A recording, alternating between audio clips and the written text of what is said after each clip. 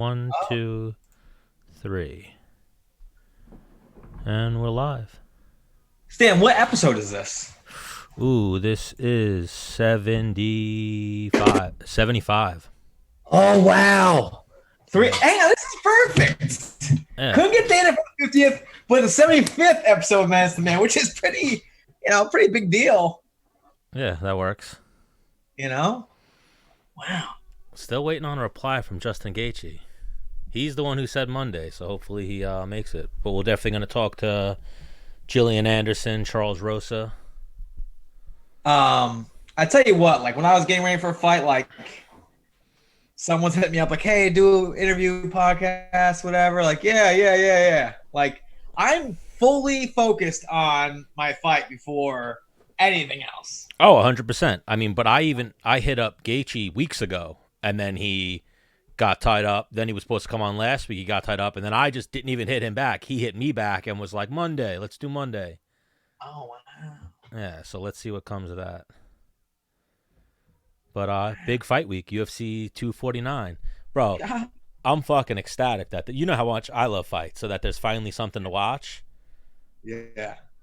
And I've been loving the memes you've been putting up, like, since there's no fights this weekend, enjoy this fight. The street fights? Yeah. I know you're... You should put up one street fight per week anyways. That should be like a day. Yeah, I figure that's what I'll do from now on, is put up a like, pick a day of the week and actually post it. Don't just put on the story. Like, post it on everything, But they got to be good fights. They can't be shitty fights. You know what I mean? Dude, there's a bazillion of them.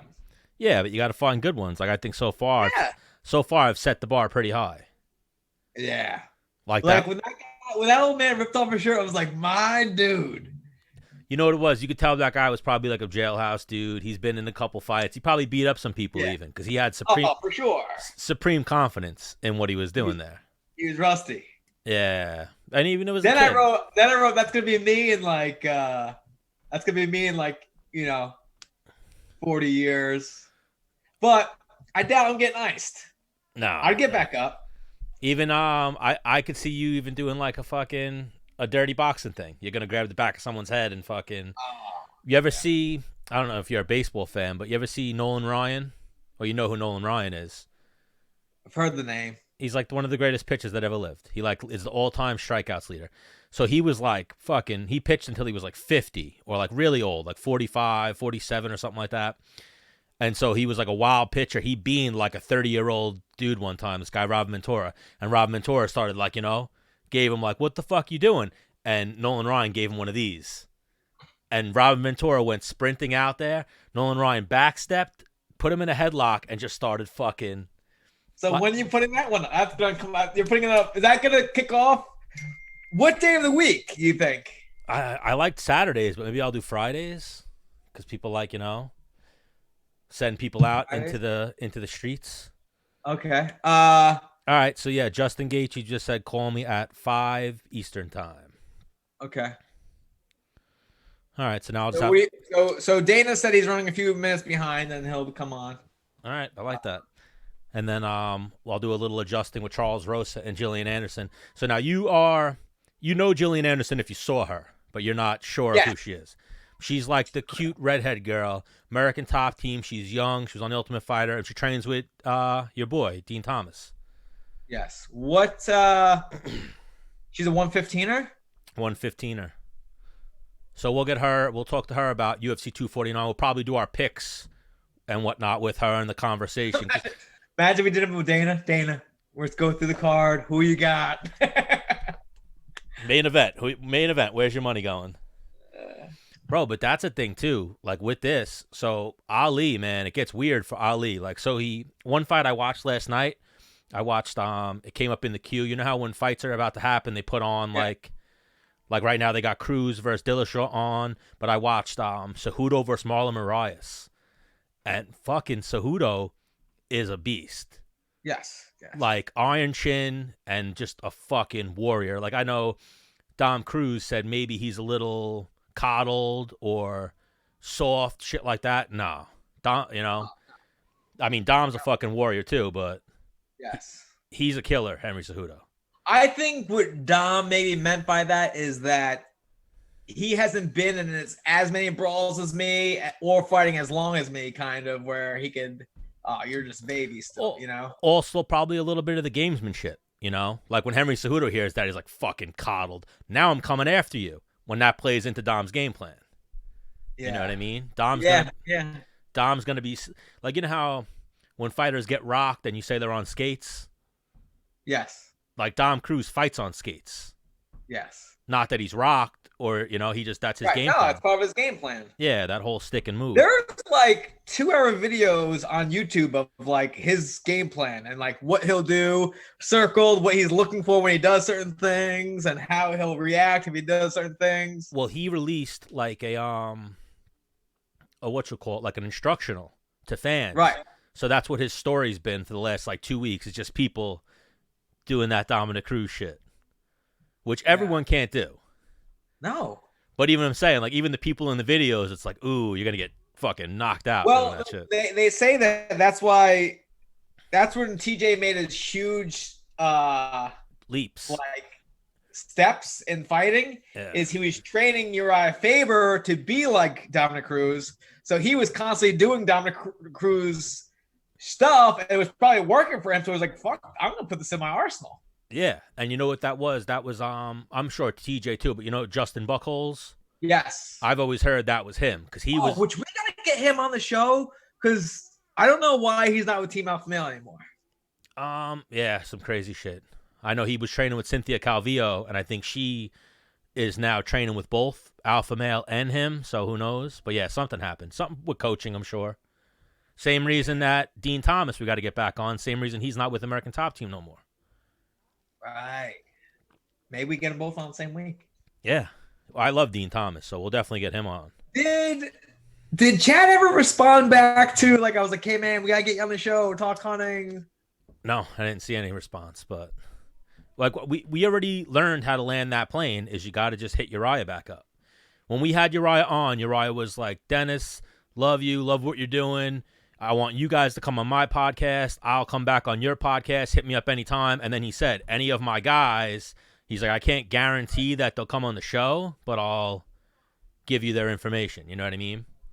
I just feel... And then Benavidez too, we got to get... Yeah, but you're in this game now, so you can't feel anything now. I get it. You have the fight. No, what I'm saying is, like, I've spent time with them and was around them and like, yo, man, like, we're buds. Yeah. I see them out, like, yo, what's up, dude? Oh, well, even like Joe B. Well, like the fact that they're not like getting back to me, I'm like, hey, I will hit you with this hammer. We've been through this though. You do that to people too. People get a lot of messages. No? Who do I do it to? I'm just saying, you've never done it when you were a fighter, gotten a couple messages, and you don't. Not that you do it on purpose, just shit, you know. Not from another fighter. In the UFC. It's never happened ever. No. All right, well, then maybe different strokes for different folks, Menace. No, I'll break this goddamn... But even crazy thing, too, like as I go back and listen to episodes, I don't know if you remember, when we had Cejudo on, it was a Tuesday night. He was like, yeah, I got to get out of here. I got to go do some training, get some work in. That was the night that, remember, he like fucking almost broke his ankle. So he got off the phone with us, went and trained, and like almost broke his ankle.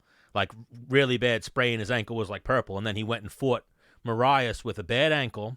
And then you see in the first round, he like throws a hook and his like shoulder, he tore his fucking rotator cuff or his labrum, whatever he tore. So, and then just to watch that fight again, I was like, man, I forgot how fucking durable Henry Cejudo is from that fight. Like Marias. Yeah, adrenaline is a wild, wild drug. Marias gassed, beating him up, hitting him, catching him with shots. And then, I've seen that a bunch of times. Yeah. And then once Marias slowed down even the littlest bit, Cejudo was like, bink, bink, and just started landing straight right hands at will. Yeah. Fucking up with the tie clinching shit. So I'm like, and those are, I obviously like Cejudo because we hung out with him. He was very respectful of you. And then I'm a fan of his fighting style. I always have been. But like him versus Dominick Cruz is a tough one for me to pick because I like both guys. What'd you say? Not me. Why? It's an easy one. Who's come on the show twice? Not Dominick Cruz. Not Dominick Cruz. That's how we are. That's how Menace the Man got to start picking fighters. What have you done for me lately? Yeah, I guess that's what it's looking like. Oh yeah. That's what it's looking like. So even the homie Charles Rosa is going to join us as well in a little bit. Okay. He is fighting, Bryce Mitchell. I think Oh, that's that like the country. He's like thug. What country is he from? The Midwest, but like Thug Nasty is his nickname. He's like a white boy thug. Is he like a cowboy or something like that? I think he's like a cowboy thug, but he's the dude who wasn't that the guy that was talking about like he's talking about he wants to rip off my arm and possibly he's beating me. That guy's like a cowboy. What are you talking about? He's the guy who pulled off the twister. Oh, I don't. Is he a cowboy? He's like from another country, right? No, he's from Sherwood, Arkansas. Yeah, he's like a Midwest fucking cowboy. But his nickname is Thug Nasty. Which is weird to me. Maybe he's a gang member. Up. Maybe it's the irony? Yeah, the irony of it. This is wild. We have a guest. Oh, snap! Dana White. What's up, boys? How are you? What's up, big dog? I am good. Welcome to Menace and the Man, Dana White. Stan the Man. Thank you. You know Dennis the Menace. I do. And now we're joined by the legend himself, Dana White. How's the fam, big dog? Everybody's good, man. This thing's been fun. I've had a good time during quarantine. Spending a lot of good time with my kids and doing shit that we never have the chance to do because they're busy and I'm busy or whatever it might be. So it's been awesome. Yeah. How many kids you have again? I got 3. I got 2 boys and a girl. My oldest son right now this is his senior year, so he's graduating from high school and he's supposed to report to USD football July 4th. So obviously all that's on the back burner, but he's working out like crazy right now and home all the time.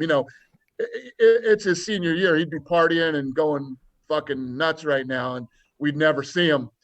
So this has really worked out great for us. Bad for him, but good for us. Yeah. I want to hang on. Can we get your oldest son on the show? Yeah. Fuck yeah, dude. I want to talk to him about football, the whole 9. Yeah, no, he's a football maniac, man. That's all he cares about. Now, is he Dana Jr.? Yeah, Dana Jr. He actually he's been training like a savage getting ready for camp. And he just squatted 365 for 2 not yesterday, but the day before. How big is he? How much does he weigh? He's probably $170. Oh, okay. So yeah, he's pushing weight for $170. Yeah. What? Yeah. Can we talk? Like, has he ever tried to step to you? Like, hey, pops, you've been traveling. Oh, those 2 fucking challenge me every friggin' weekend. Yeah. Like, because I was telling you, I got 2 monsters coming for you in the future, right?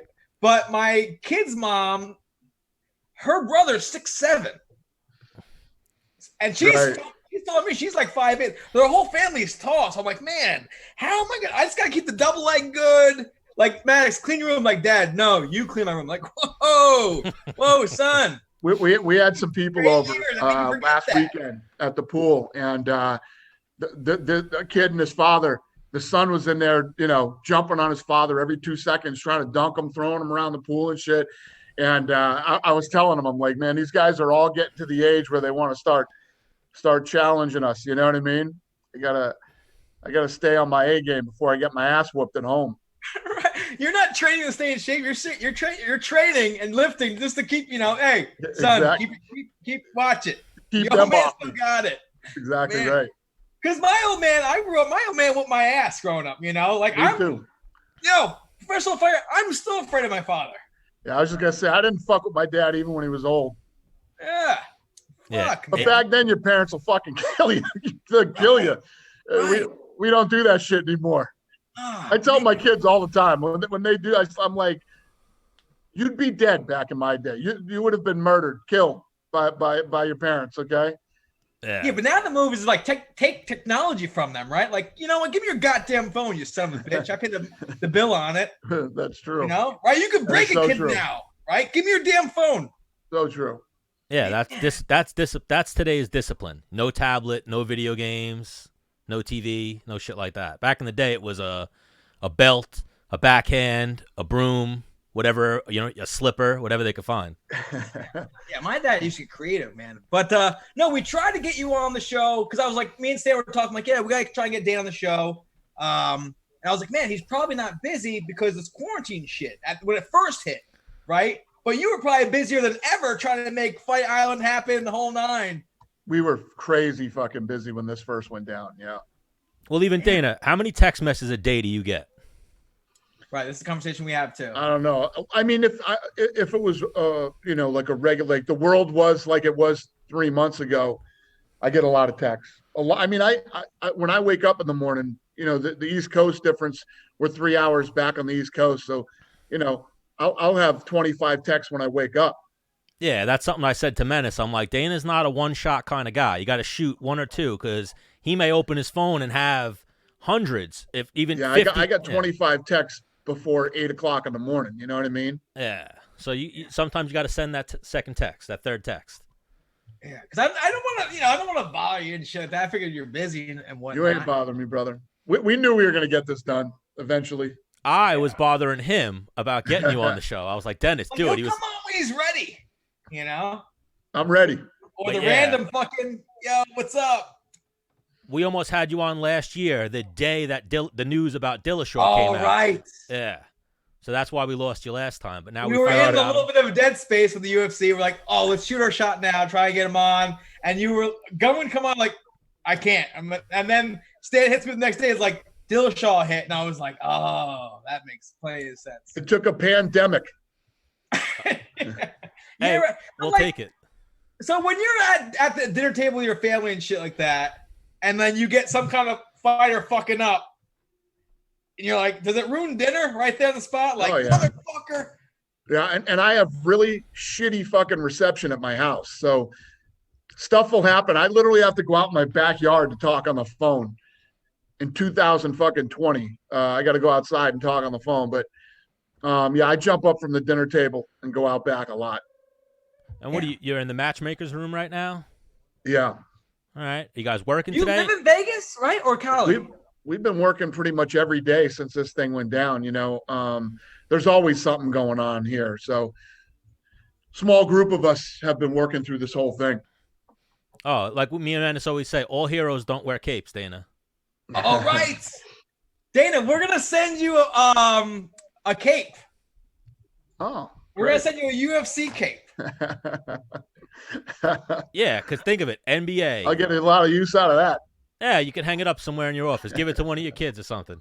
NBA, MLB, Final Four, March Madness, everything canceled. You were trying to put shows on. So that we appreciate you for that. I'm a huge fight fan. So I've been saying to Menace, like, yo, Dana White's like, I know you catch some flack sometimes, but no. Hero in my book. The fact that you were trying to keep fighting going and whatnot, amazing. Thank you. Because I talked about this before. The only people that are really giving us flack right now are the media. And the crazy thing is, it's these fucking idiots that actually cover us. Yeah. I mean, you know what's coming, right? So these guys have been mentioned. These guys are going to start getting laid off and losing their jobs. Then when they start losing their jobs, I bet they change their tune. Yeah, like that's something I've never understood is that they're supposed to be covering this sport. They should be doing puff pieces, if anything. They're always looking for like that salacious shit and the darkness. And let me explain something to you. And I can't say this. I can't be serious enough when I say this. This is not a knock. I'm not fucking, trying to, be rude about this or whatever. This is just a fact. The weakest people on earth are covering the toughest sport on earth. When you read some of these stories that these guys write, Google them and go to images and look at them. Okay? If you gathered every fucking weak person on earth, the wimpiest of the wimpiest, okay, and you put them in a fucking room together, these are wimps amongst wimps. You understand what I'm saying? Yeah. What do you expect them to say? Yeah. Exactly what they are saying is what you would expect from them. And I'm seriously not saying this to be mean. This is just a fact. They are the weak. They are the weakest of the fucking weak. And every time I read a story from these guys, I'm at a point now in my life where I go, hey, look at this guy. This is exactly what I expect this guy to say. Absolutely. Well, that's why we're taking over, Dana. That's why we're here. You know, I'm in here covering people, making people laugh. I know what fighters want to talk about. I know what they don't want to be asked because I was in that seat, you know. So I talk about girls, relationships. You know, do you drink beer? Do you party? You know, maybe a little bit of training. You know, who the fuck you want to fight and street fights. Like what happens, Dana, is especially when these guys do interviews, they get asked the same question every interview, the same 12 questions. So they do the same interview 20 times in a couple months span. It's like, all right, I already know the answer because I heard it from 7 different interviews. So we try to be a little different here at Medicine the Man. Yep. No, I get it. So we're not going to ask you a ton of questions about these fights coming up, but applause for making it happen for sure. Yes. What's that? Applause? I said we're not going to ask you a ton of questions about the fights coming up this weekend, but the applause for making it happen because thank you. That's because the thing is, UFC is still in the leather helmets era of fight, you know, of sports, right? Right. And you're over here making fights happen when fucking nobody's doing shit. Yeah, it's a weird time, man. It's a really weird time. Instead of trying to find solutions and how to make this thing happen, everybody is too afraid to be first or doesn't want to spend the money. Because really what's happening right now, if you look at putting on an event, it's a lot more expensive than it was 3 months ago. Right. It's going to cost a lot of money to do this. And if you take Brooklyn was a $5.5 million gate. So on this fight, we're losing $5.5 million before we do one thing, we lose $5.5 million. Then you look at how much more expensive it is now to put this event on, you know, with making sure that everybody's safe but that's what we're going to do. And obviously you want your fighters to, you know, make money because that's how they make money. This is also a big opportunity for UFC to go from here to even here because people won't have anything else to watch. Hopefully. Yeah. I mean, you would think that there hasn't been a live sporting event in a while. So you hope people would watch and with this card that we have this weekend, it's so good. You can, you can bring in some new fans. Yeah. And I've seen you guys, I saw like the list of things you guys are going to do. You guys are like testing fighters and taking all the precautions and whatnot.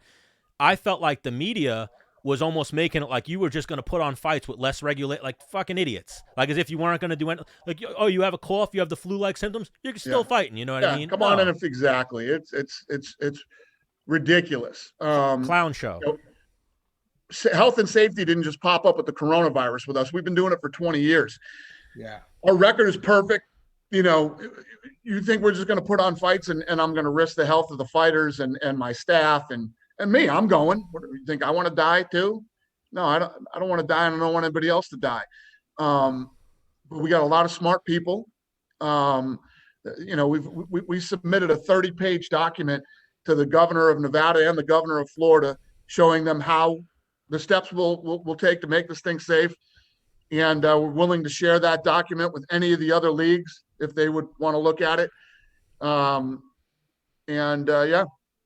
We're going to do it. And we have people, if the fighters don't want to fight, they don't have to fight. Right. If my employees don't want to work the event, they don't have to work the event. So nobody is being forced to do this. Yes. So another thing we could say to you, if you ever have a commentary role, like say a commentator doesn't want to work, slide the Menace in there. He's waiting. He's done some commentary work before. Because we've been asking a lot of fighters to come on, like what's going on? How's training going? Are you training? Do you want to fight? Will you fight? And I think we probably have like a 50-50 split. Yeah. You know what I mean? Me personally, like if you can fucking fight, you can fight. That's it. Because the other guy's doing the same shit. Figure it out. You know what I mean? Listen, I don't know when the decision is going to be made or who's going to make the decision to say, okay, everything's safe now. Get back to work. Kids go back to school. You know, go do this, go do that. You know, so if people want to wait until that happens, They're more than welcome to. It's going to be a while, though. Like, we had Mike Chiesa on like 2 weeks ago, and I was saying to him, it's now going to be a throwback. It's going to be guys doing karate in their garage and having home training camps and go fight. Remember UFC 1 through like 10? That was training camp. You and whoever you can get trained. We submitted a plan here in Nevada for the governor. We're gonna have the Apex and the Performance Institute open here pretty soon, so fighters can come back over here and train. All right. And then Fight Island, you guys keeping it? It's going to become a stadium there, or it was just, a temporary thing? No, Fight Island was created because the way that we look at the business is we try to figure out all the problems that we're going to run into. So as soon as this thing happened, we started trying to figure out how do we solve all the problems that we're going to run into over the next God knows how long because of this pandemic. The biggest one is going to be, and I think it's going to last a very long time, is international travel. How are you going to get people from other countries into the United States or into other countries? You're not. It's going to be a very difficult thing to do. So we started doing the deal for Fight Island. We're building Fight Island, and it's basically going to be for international fights. I could have gone last weekend in California. I could have gone. I had the deal done. We could do it. ESPN asked me not to do it, so we're doing it this weekend. I have other places around the country I can continue to do fights. We're good in the United States. And now with Fight Island, I can put on fights with anybody from all over the world, get them in and out of this place. So May 9th, next Saturday, we're back. Full schedule. I like and that. Then what about transportation to Fight Island? You guys, is there an airport there or just private jets? And we got a deal worked out for planes. I like that. And so now, what do you think? Do you have a tentative date for the first event on Fight Island? Well, I'm hoping this thing's going to be, all the infrastructure is being built there now, hopefully done by mid-June, and mid to the end of June, we can do our first international fight. Oh, that'd be amazing. It's a stadium, or it's just somewhere for people to throw down for film crew and then get out of there? Good question. It is it's going to be very nice. It's going to be very nice. We're not going to go in and do anything half-ass. It will be very nice. And yeah, it'll have I wouldn't say it's necessarily the type of arenas that you're used to, but it will be an arena. Like in my head, you probably do like invite only, the big shots right. Or sponsors can come and I don't even know if we will do listen, we're trying to, again, I don't want to come off like, I don't give a shit about what's going, because I do. We're trying to keep everybody safe. Even this fight in Miami, the staff is going to be much, much smaller than the regular UFC event. We've cut it way back, and, we're doing everything we possibly can to keep this thing safe for everybody. Well, I'm thinking like after the pandemic is over, like the invite for the. Let me ask you a question without getting into all this fucking crazy shit. How does the pandemic just get over? I mean, this thing is a fucking virus.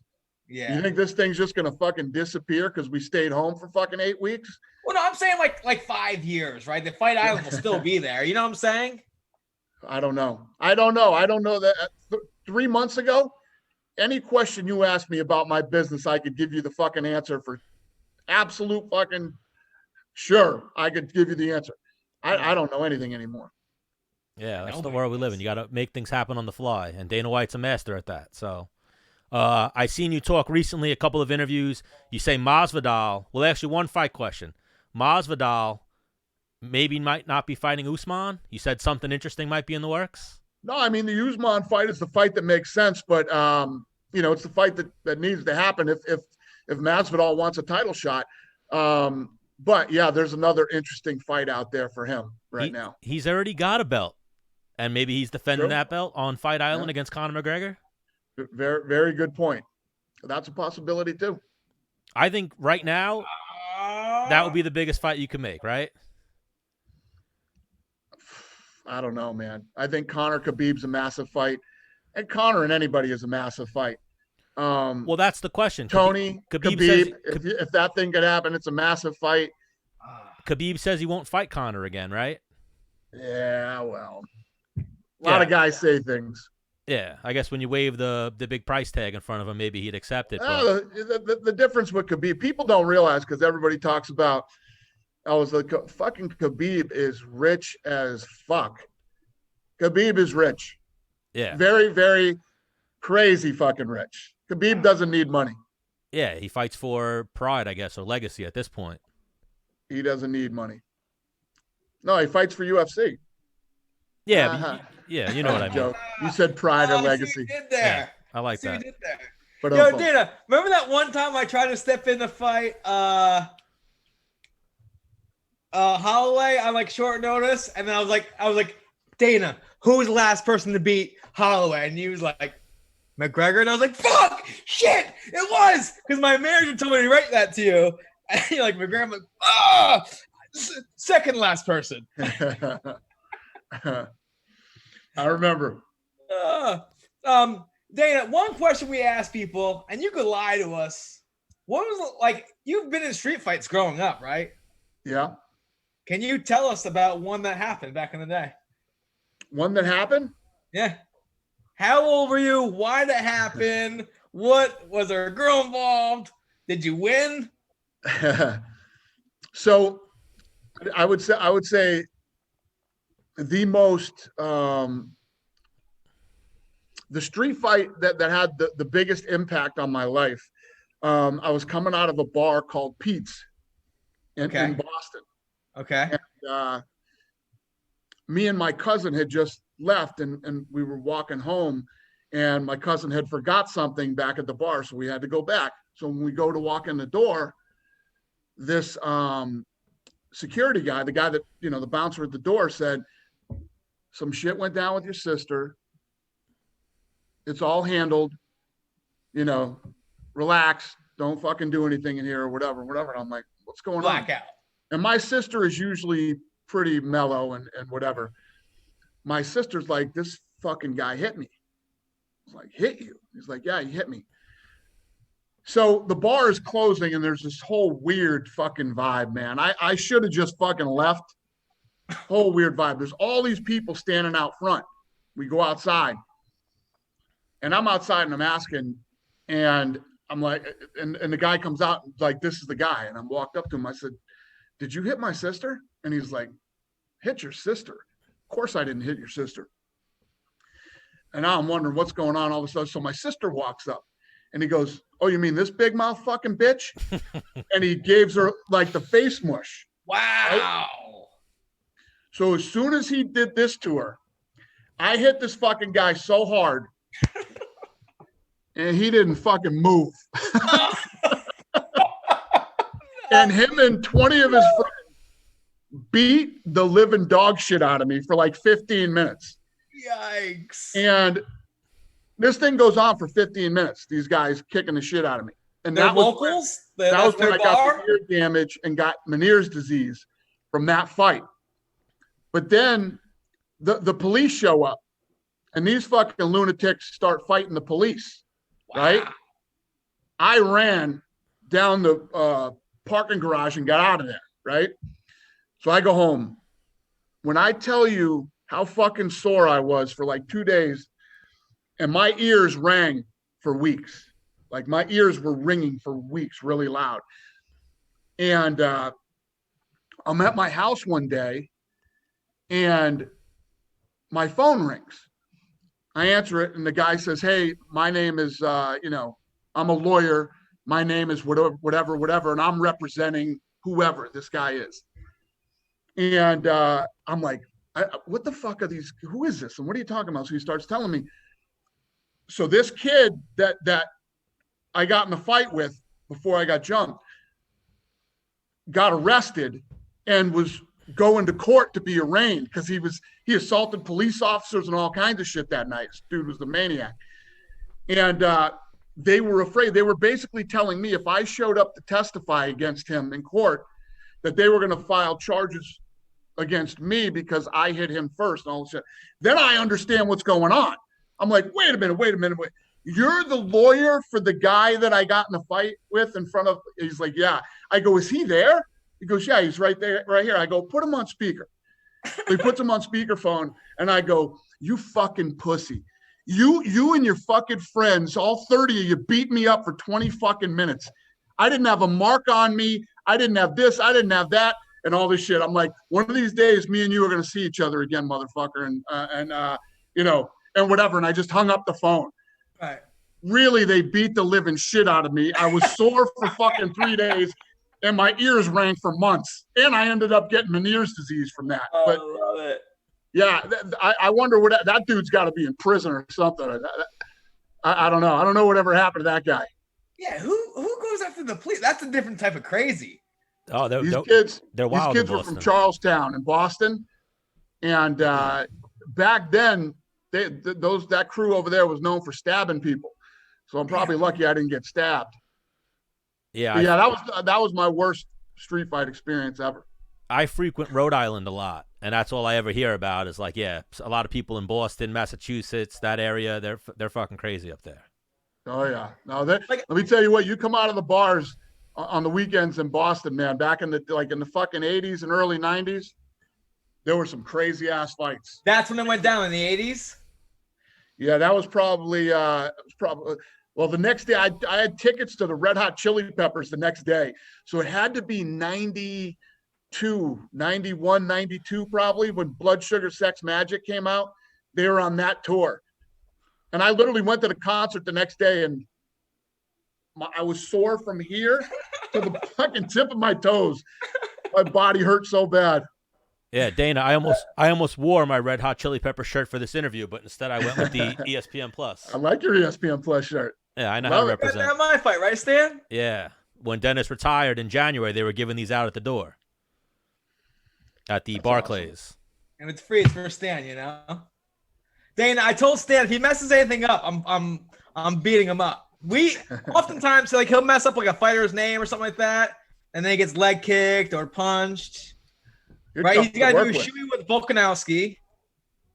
Oh, I do shoeys with the Australian fighters. That's one of our things here. And then, yeah, if I mess up, there's repercussions for it, you know? Where are you guys normally based when you do this show? At your house, or do you guys are in a Long studio? Island. Yeah, Long Island. Yeah, we have a studio as well. Cool. And we were doing it on location, and we were still kind of flirting with into the pandemic, still getting together, keeping our circle small.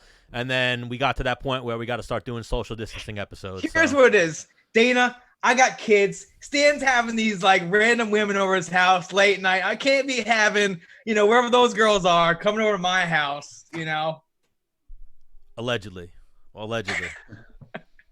congrats, you guys. Thank you, man. But yeah, we're trying to blow up, So obviously he needs to be like the Diet Coke to unfiltered. we could talk to the guys, whatever you need, big dog. Thanks, man. Appreciate it. And congrats. Keep kicking ass, you too. Oh, 100%. Thank you, man. And we'll be watching this weekend, Dana. Again, thank you for putting on the fights. You're a legend. Appreciate it. Thank you. And we'll talk to you soon. Don't be a stranger. Let's get you back on one day. Come drop some news for us. Anytime, boys. All right. You're the man. Later. Peace. And oh, wow, he's really good at getting off Zoom. Yeah, he knows. He probably has another interview. But even, the one thing I forgot to ask him that I did want to get to was like, yo, how do we get a fight in the Hall of Fame? I forgot about that one. Right, next time. Yeah, we definitely got that one for next time. But nah, we definitely were outside the box. He got questions he doesn't normally get, and that was a conversation. We brought out with him right there, so he'll be back. Hang on, did we just have him on for 30 minutes? Yeah. Wow. He'll be back. Another Quaalude.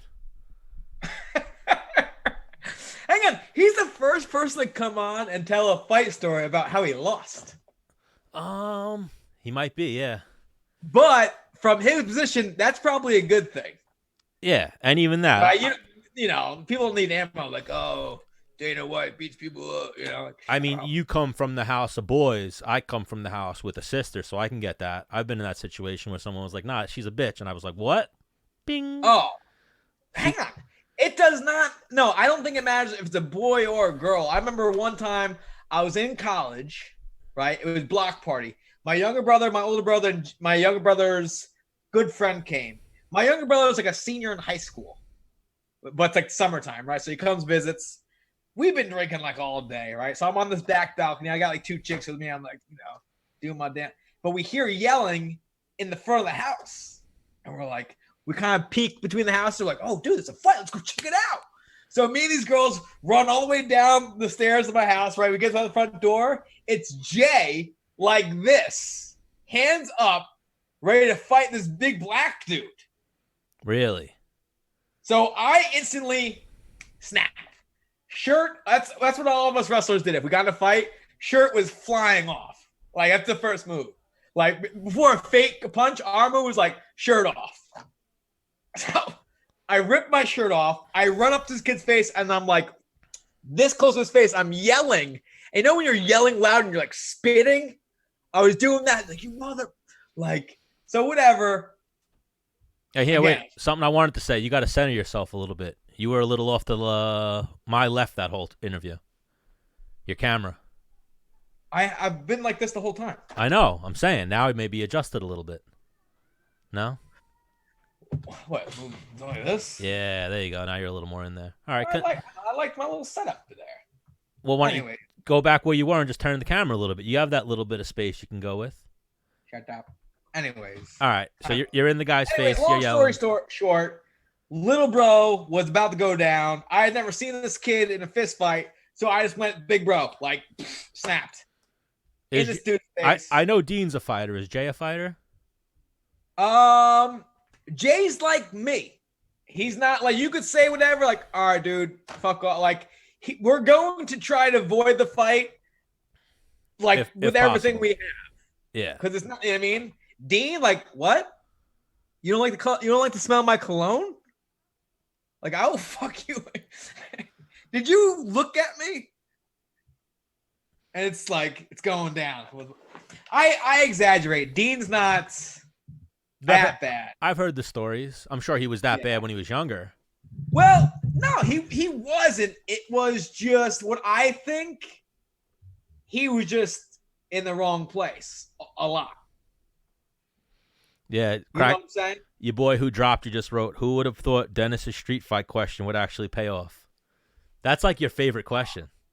Well, the thing is I think everybody like loses kind of where they are and like, oh yeah, I do have a good story. Yeah. Like this is. I'd have to listen to a few more. My favorite so far was Joey Beltran's, where Joey Beltran said he was eating the burrito and the kid was like, "What are you gonna do, fat ass?" And he put his burrito down and then fucked the kid up. I just had a fucking dope idea right here. We can put together a fight stories like DVD. Okay. Or sell them. A DVD? Like where we clip. You think people still buy and watch DVDs? Well, whatever. However people are buying, a video and post the video. Yeah. No, but like where they have to buy it. We could set that up, but you know what I'm saying? Yeah, you'd buy the stream. Like fight stories and we just take our clip of every fighter we've ever had on the show telling their story about their fist fight. Okay, I like where your head's at. By now, we have to at least have an hour of fight stories now. Probably between all the episodes. 75 episodes? Yeah, probably. We've had over 100 guests, no? Yeah, well over 100 guests. Would you say we're near 200? Maybe something like that. I'd have to go back and count. We're definitely over 100. I want you to make a post. I was thinking about it the other day where you say at Menace Man has had on and at everybody we've ever had on the show. And then at the bottom say, who do you guys want us to get next? Yes. You know who is going to come on maybe next Monday? We'll do that wrestling episode.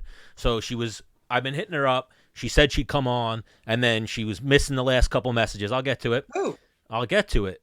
And then she hit me up yesterday and was like, oh, my God, I'm so sorry. I missed this. I'll come on whenever. I was like, well, if you want to come on, because I figured today would be a little backed up. If you want to come on and just do some picks for UFC 249, we've been in touch. Like, I don't pick fights, so we'll do next week. Tatiana Suarez is going to come on. Oh, okay. Probably the future. I know you're friendly with her. Probably the future 115-pound champion. Yeah. She's a killer. She's undefeated right now. But then, she'd be great for the wrestling episode. So maybe we can see about her, Steve Mako. Maybe we get Jesse. Oh, for Jesse Jansen versus Greg Gillespie, who would win? Well, we can X that, but then we'll just talk wrestling. You know, we'll talk about MMA and combat sports and some wrestling shit. I think she. So that's what next week's looking like. Beat So Mako. I haven't messaged Mako again yet, but he said let him know whenever we're ready for him and he'll come on. So if timing works, he's into it. Okay. And then yeah, so Tatiana Suarez. I'm a big fan of hers. I think she's definitely coming on at 5. You said. Yes, and I'm just waiting for Gillian Robertson to get back to me. You want to squeeze her in before Gaethje? That was the plan. Okay. And then we do Charles Rosa as the closer. Okay. I'm with it. Unless she takes forever, and then we'll just jump into Gaethje. I just messaged Gaethje to see if he had the Zoom set up, and then we'll go from there. Okay. And then I guess, I figured with Gillian, we'll preview 249 and do some picks and whatnot, because we don't want to be like, Gaethje, Tony Ferguson versus Justin Gaethje. Who do you have in this one, you know? Who do you got? Yeah. And then I'm sure, Cejudo versus Dom, he's going. That's probably, I don't know, interesting one for him. There's 3 cards coming up, right? There's. Yeah, well. There's this one this weekend. Then there's Wednesday, and then there's the following weekend. Yep. And then there's the 23rd, too. I wanted to ask Dana, too. Another question I had for him was, bro, are we going to make Woodley versus Gilbert Burns happen? You know, that's the fight that they might make as the main event. Hey, were you a little nervous talking to Dana? I know I was. Nervous? Yeah.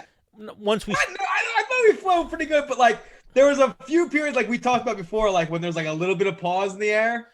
Yeah, but you know what that is? We've had this since day one. What me and you think is a pause is literally 1 second. Right. You know what I mean? Like I remember when we first started the show and I'd be like, oh man, I got to go back and edit that shit. And fucking there was so many pauses. I would listen. It'd be like, so anyway, and it's like pauses like that. You know what I mean? Like there's not even a pause, but yeah. I guess a little nervous. I mean, in a sense, that was kind of, I was saying to my brother-in-law, I'm like, we're almost auditioning right now, if you will. Do you think we did good? I think we could have done better. Can always do better, but I think we did great. And then you message him. Did we get how many chuckles? We need chuckles. We need chuckles. No, we got chuckles. I feel like we didn't get that many chuckles out of them. Oh, no, we did good. We were pretty serious with them. We were talking. Well, no, now he kind of knows that we're outside the box, so we're going to make it a monthly thing.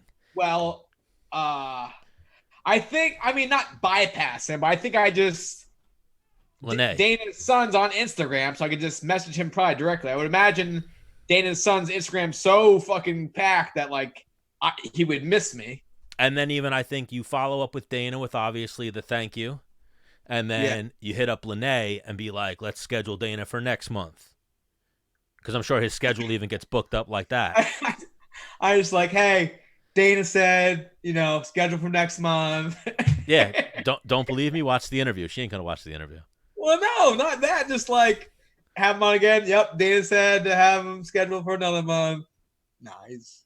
Yeah, and then even like I think we should hit up Lene and see if we can get Dana's blessing even. I want to have Lene on the damn show. Oh, 100%. I would have a lot. I want to get what's his name on the show too. Who's your boy that does the social media? Randy. I would get Randy on, the bootleg Kelvin Gastelum. I would love to get all them. We should try to have like a UFC employee episode. Ooh. You know who would do it is probably Mick Maynard. I don't know about Sean Shelby. You might be able to get Sean Shelby. I feel like he doesn't do interviews. Oh yeah. But then I want to hit up Lene and see if we can get on that little thing where they send us people fight week. You know what I mean? Yeah. Like what's his name? Like UFC Unfiltered, they're not hitting the guys up, I don't think. I think they're getting sent there. You know what I mean? Yes. Like Fight Week, they're getting sent a couple of guys. So we'll try to put our names in that hat. But yeah, they have Glover Teixeira versus Anthony Smith is the main event May 13th. And then Overeem versus Walt Harris is May 16th. So not the same card as UFC 249, but it's still, some stacked cards coming up. Good old Jacksonville, Florida. Burns versus Tyrone happening? I don't know. They're saying that is being talked about for the main event of what you call it. 4 weeks? May 23rd is what they're trying to do for that one. So we'll say. I mean, they've both been training though, right? Well, Woodley was supposed to fight. He was supposed to be the main event of that UFC London card versus Right. what's So his name? he's been prepped for a minute. Yeah, and Gilbert had just beat Maya, and he kind of jumped right back into camp thinking he was fighting. What's his name? On that London card. Yeah. Against Tyrone. Yeah. Man, wild. Oh, there we go. What do you got? Gillian Robertson. You gonna hit on her? No. Oh. Could. Gillian with a G. With a G. Gillian or Gillian? Gillian. I'd imagine. I think she's I'm figured. gonna ask her. I'm gonna get it right out of the horse's mouth. I guess she's figuring out the video. But yeah, she's American Top Team, trains with Dean Thomas. Right. And there she goes. Oh, hi. What's up? What's up, girl? If you go long ways, it'll open up your picture a little more. Let's see. Portrait. All right. There we go. There it is. Oh, for 1 second, I thought that was like Matt's, like you just got done training, but it's the back of your bed. Yeah, no, I'm in bed. Nice. Well, Gillian Robertson, welcome to Menace and the Man, Stan the Man, Dennis the Menace Bermudez, and now we're joined by Gillian Robertson. Is it Gillian or Gillian? It's Gillian. Now, are you from G-Unit, Gillian. Are you from No. Florida? Like you grew up in Florida? Originally, I'm from Niagara Falls, Canada, but I've grown up in Florida. Oh, because I was going to say maybe that's how they spell Gillian in Florida, but not, maybe that's Are how. we gonna get any A's? But So it's training, eh? And hey, right, isn't that what Canadian people do? yeah, I didn't live in Canada that long. I spent most of my time growing up in Florida, so I don't have that accent. Oh. So now I know Dean left American Top Team. Are you still with American Top Team? For the time being, yes, I'm working with both Dean and American Top Team. No matter what, I'm with Dean till the end. Like I'm following him wherever. So I'm always gonna be working with Dean, but for the time being, I'm gonna be with both. Funny story. We're with Dean till the end as well. We're big Dean Thomas fans. Oh, that's awesome to hear. I started training with him when I was 16, so it's like we're going on 9 years now of working with each other. Wow. And now, do you Well, work? we've been talking to Dean for like 6 months. Right, Stan? What do you say? Yeah, but you knew him before then. Yeah, this is true. And then now, do you work with Phil Daru as well? Oh yeah, we're actually all from the same town in Florida. It's called Port St. Lucie. It's a little small town, and that's where I first started. I started training at Dean's gym in Port St. Lucie, and Phil actually used to be a pro fighter out of that gym too. So I met Phil. I've known Phil since I was 16 as well. Yes. So what? Like Dennis knew both of them, but we went to American Top Team. We had Phil on the show. We did like a live episode. Became friendly with Phil. He was like, "You guys got to have Dean on." So then he linked us up with Dean, and now they're both show regulars, if you will. They're both geniuses, like that next level stuff. Where with strength and conditioning or technique, MMA wise, they're on that next level. So you said you've been working with Dean for 9 years? Yes, correct. So 16, 17, 18, 19, 20, 21, 22, 23, 24, 25. You're 25? I'll be 25 in May 17th, so a couple days. Oh, wow. Happy birthday. Oh, thank you. You gonna have a party or what? Oh yeah, a Corona party, you know. Dan will come. Yeah.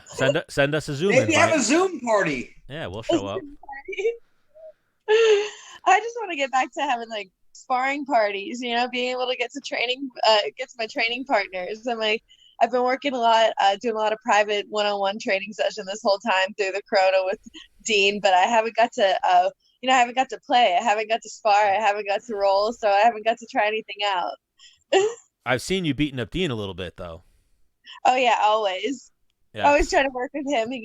I feel like he thinks he's a lot lighter than he is. He's always putting his weight on me. He's like 180. I'm like, it's gonna make all these girls feel real light. And so we've wanted to get you on the show for a while, and when I finally shot the shot was after I saw that video you did with Dean Thomas when he was like tip of the week or whatever, and you were like, you don't gotta, what'd you say again? I forget. You don't gotta get high if you stay high. Yeah, if you don't gotta get high, if you stay high. You're high right now. I was thinking she was pretty giggly. I'm like, man, she's like, we're not that funny. You gotta stay prepared. Yeah, Stan smokes the devil's lettuce as well. Yeah, I stay prepared. Yeah. Exactly. Oh, whoa, what was that, Stan? A vape pen. Oh. Do you have Now listen, I don't do. I've never smoked the Mary Jane. So what is like? There's vaping, there's gummies, or then there's like smoke. Like you can roll it in like a blunt or out of a bowl. What's are they different highs? Oh, 100%. Like Really? Yeah, it's like if you smoke, if you vape, if you do any one, they're all different. If you have an edible, it's I feel like a really intense high. Usually, if you're doing an edible, I wouldn't do anything else that day. You're usually stuck to your bed the rest of the day. But they're all. It's just a different feeling. And then there's also a bong, right? But there's a lot of different things. Or there's like an apple. Or there's an apple, yeah, for the people who are innovative. Right. Or a soda can, right? That's wild. That's throwing it back. Hey, what's the weirdest thing you've ever smoked out of, Stan? I mean, obviously, I was a half-baked fan growing up, so I've tried the apple. I've tried. Okay. Everyone's tried a soda can if you were a teenager and you smoked. Nothing weird. Usually, I always had a joint or a blunt or a bong or something. Nothing really crazy, but I have done the apple. That would be, I guess, the weirdest thing I've smoked out of. Gillian, what's the craziest thing you've ever smoked out of? I think I'd have to agree. The apple's the first thing that comes to mind. It's like that's when when I was first starting smoking, I'm like 17 years old, and you can't walk into a store and buy a piece. So you got to get creative. Oh, and then you ever see that movie Idle Hands? I haven't, no. Oh, it's an amazing movie. You should definitely Is watch that it. like a horror movie? Yeah, when he chops his hand gets possessed, and he chops his hand off, and then his hand's like running around killing people. It's like a comedy. Oh my gosh! I've never seen that. You would love it. It's a pothead movie. But then even in that, he takes his inhaler and he takes out the inhaler thing and he makes a bowl out of his inhaler. That's so, like you smoke a little weed, you get the creativeness in you, and then there's all different types of things I've seen. Everybody's got a different, get innovative. Yeah, you know how it is. One time on Instagram, I saw a guy smoking out of a fish. I've seen that, yes. I'm like, whoa, that's aggressive. That. He must have smoked. Aggressive, yes. He smoked and got creative, as Gillian was just saying. So what is your stance, Gillian? Like, are you waiting for a phone call for a fight, or are you not really comfortable taking a fight right now because you don't got the training camp? Oh, I'm waiting for a phone call no matter what. I'm ready to go on, like, they can call me for the May 9th card and I'm ready to go, I'm always waiting for the call, but I technically have a fight signed for June 20th at the moment that they tell me is still going through, but I'm not 100% sure it's a Brazilian opponent, so it's going to be an international opponent, and it was supposed to be in Saskatoon, so I know that's definitely not happening. But they're telling me it's going to be the same opponent, and I just don't have a location or anything. We just had Dana on right before you, and he said that hopefully by next month they'll have Fight Island operational and the Apex. So it'll probably be at the Apex. Yeah, that would be awesome to do that. But like I said, even with the opponent, I don't feel like it's going to be the same girl that I've signed the contract against initially. I think the vibe that I was getting is it's going to be Americans versus Americans, or people in the United States versus the United States, and then international fighters will be Fight Island. Since the fight's probably not going to happen, who's the girl you're supposed to fight? It's Talia Santos. She's a Brazilian girl. She's had one fight in the UFC. She's 15-1. Never heard of her. 15-2. Exactly. So now, are you a fight fan? Like, do you watch the fights when you're not? Oh yeah, when it's I'm not obsessed. Your own fight? Oh, okay. I love that. So now, this weekend, who's that? I guess that feedback's coming on her phone probably. All right, now it's gone. So UFC 249 this weekend. What's that fight? What's the girl fight? Michelle and Claudia. Carla Esparza. Michelle and Carla. Yeah, Carla. Who do you got in that one? Oh, that's a tough matchup, but I see Michelle probably being able to win that. Carla is usually just so reliant on her wrestling, and I know Michelle's a little bit of a bigger girl compared to her, and she's comfortable everywhere. She's got a good ground game, and obviously she's known for her striking. So, yeah, I see Michelle winning that one. All right. I think Carla could pull that one off. Carla's a grinder. She usually wins. Carla could win those fights, but she just struggles for that like Joanna fight type deal. You know, I think she'll grind that out. Striking. Yeah. I feel like both of them are kind of in that same, I guess, like kind of like gatekeeper division, where it's like they both have always been able to fight at a high level, but never an elite level. Yeah.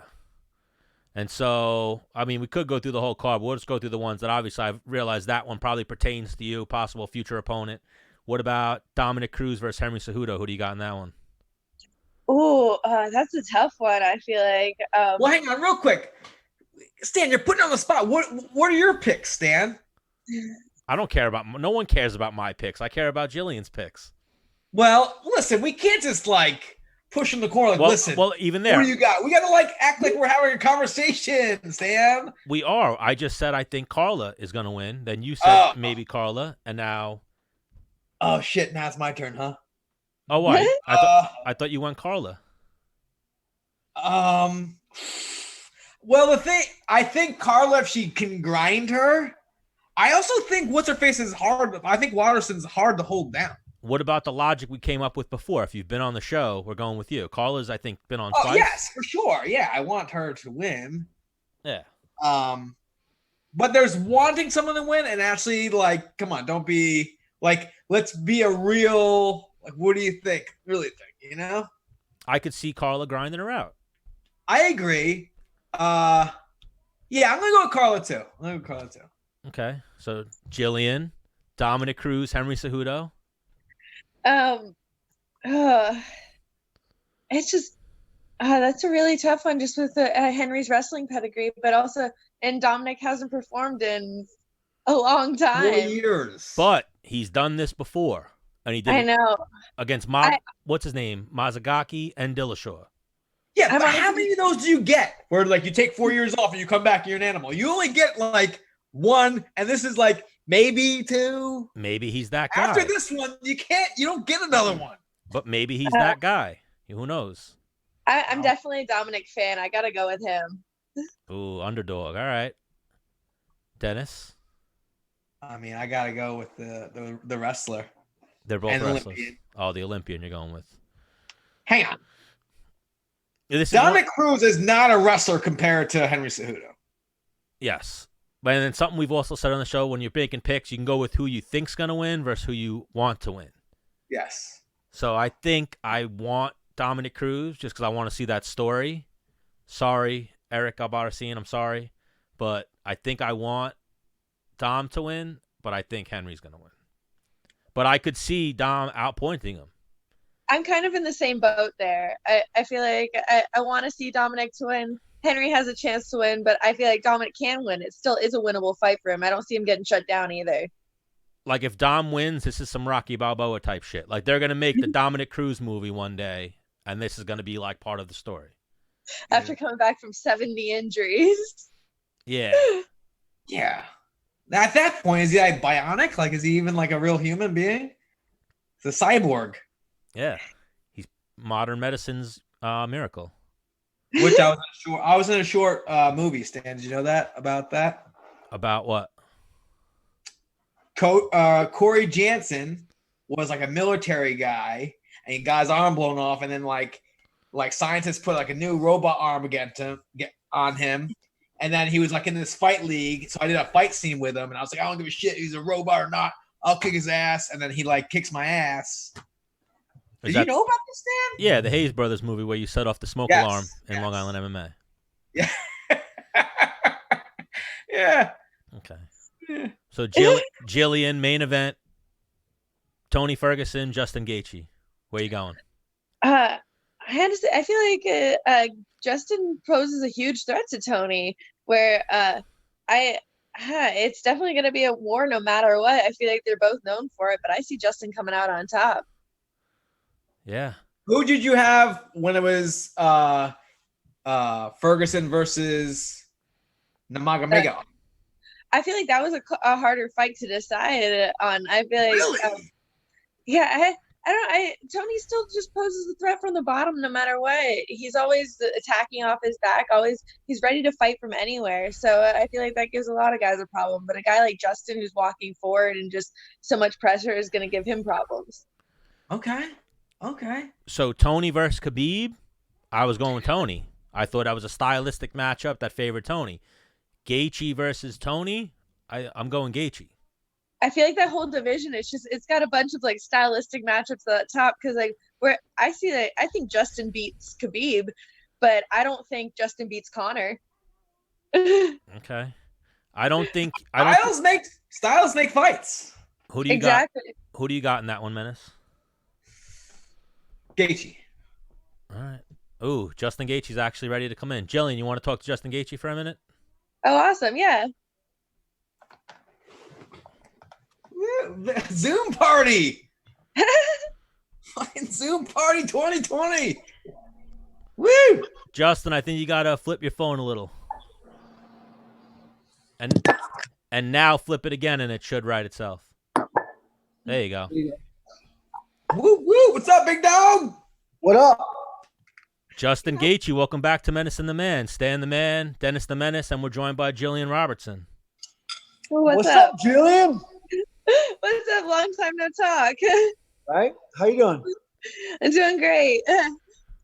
Just armbarring people and choking fools out? Oh, the usual.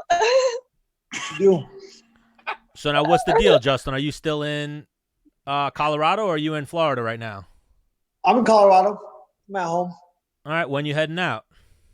We leave Wednesday morning. Oh, okay. So it's not the usual Tuesday. I don't think because they don't have. I get one extra night in my bed. I'm pretty pumped. Menace made that face, I think, because they don't have the media day and whatnot now. Oh, that's right. Well, they got a virtual media day. I think it's more with the regulations at the hotel and stuff. Yeah, different times. So Justin Gaethje's going to be a guinea pig for the new fight world. It's what I was born for. Yeah, he gives zero fucks. Yeah. Yeah, no, I refuse to live scared, so I'll be good. And you've been waiting for this one. We remember when we had you on almost like a year to the day was the last time we had you on, and you were talking about Tony Ferguson even back then. So he's been on your radar for a minute. Yes, I knew the violence that will ensue. I'm a fan of MMA. I can't wait to watch it when it's done. I'm ready to bleed. Hopefully it breaks my nose. I need my nose fixed. I've been waiting for someone to break it for a long time. So hopefully get a plant an elbow, but I'm going to put him to sleep. I know that. I respect Tony, but he's got a skinny neck, strong jaw. So I'm going to touch his jaw and see if he goes to sleep. We're all big Tony fans as well, but we just went through this fight, and we're all going Justin Gaethje. Well, I appreciate that. I think I got it like 64. I think 6 out of 10 times I put him to sleep. The other 4, he probably chokes me out. No. You never win in the 10 out of 10 times with a decision?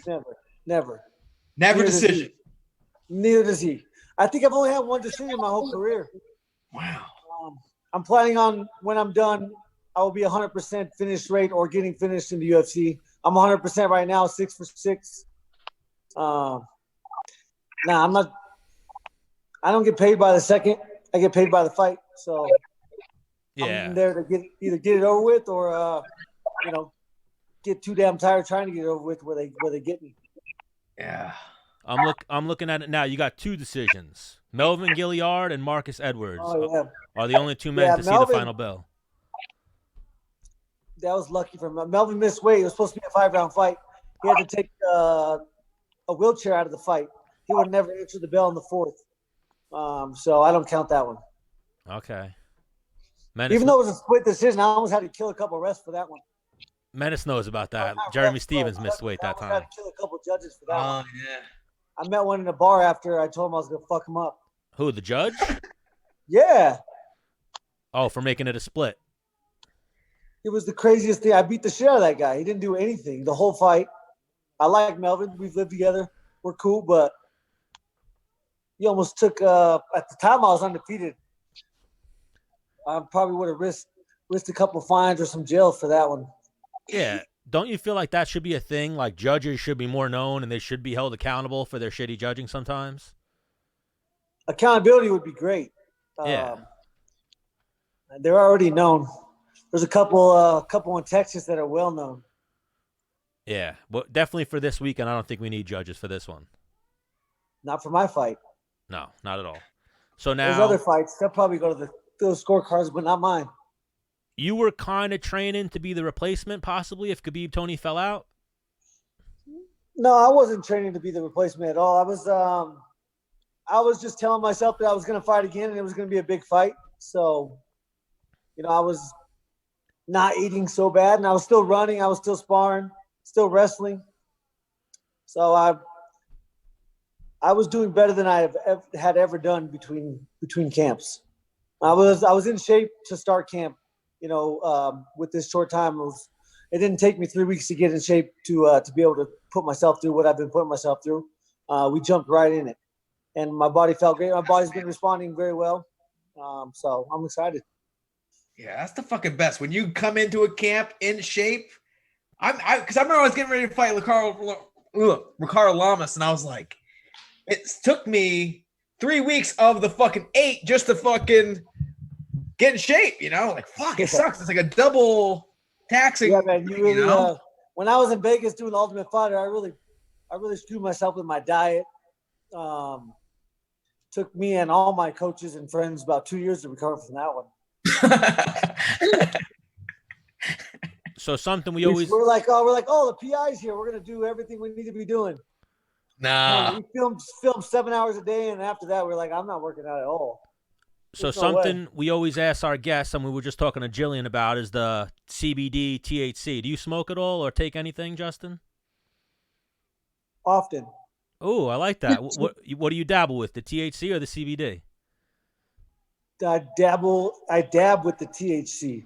Ooh, I like that. So you're a heavy hitter with that THC. Yeah. Yeah, they got good weed.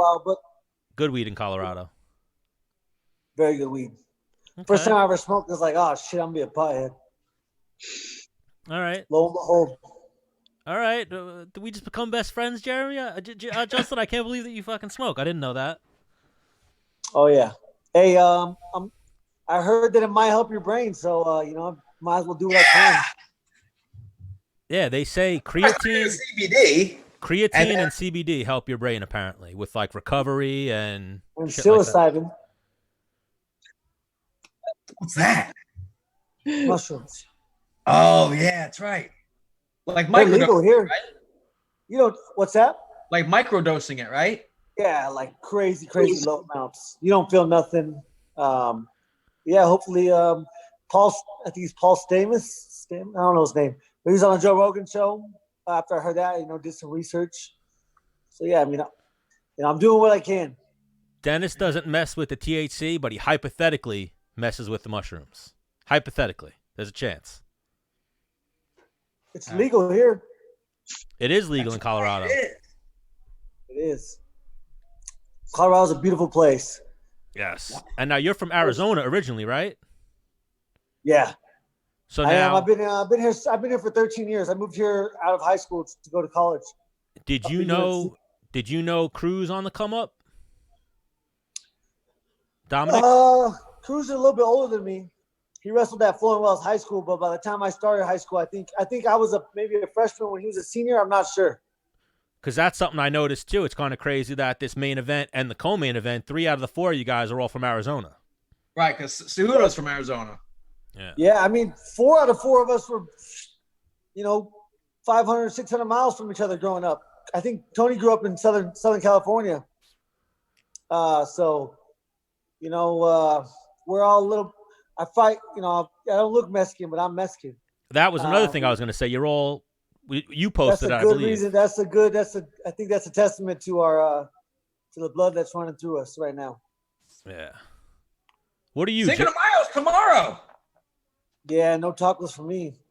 What are you, Gillian? But what is that called? Heritage wise. I'm Scottish Canadian, actually.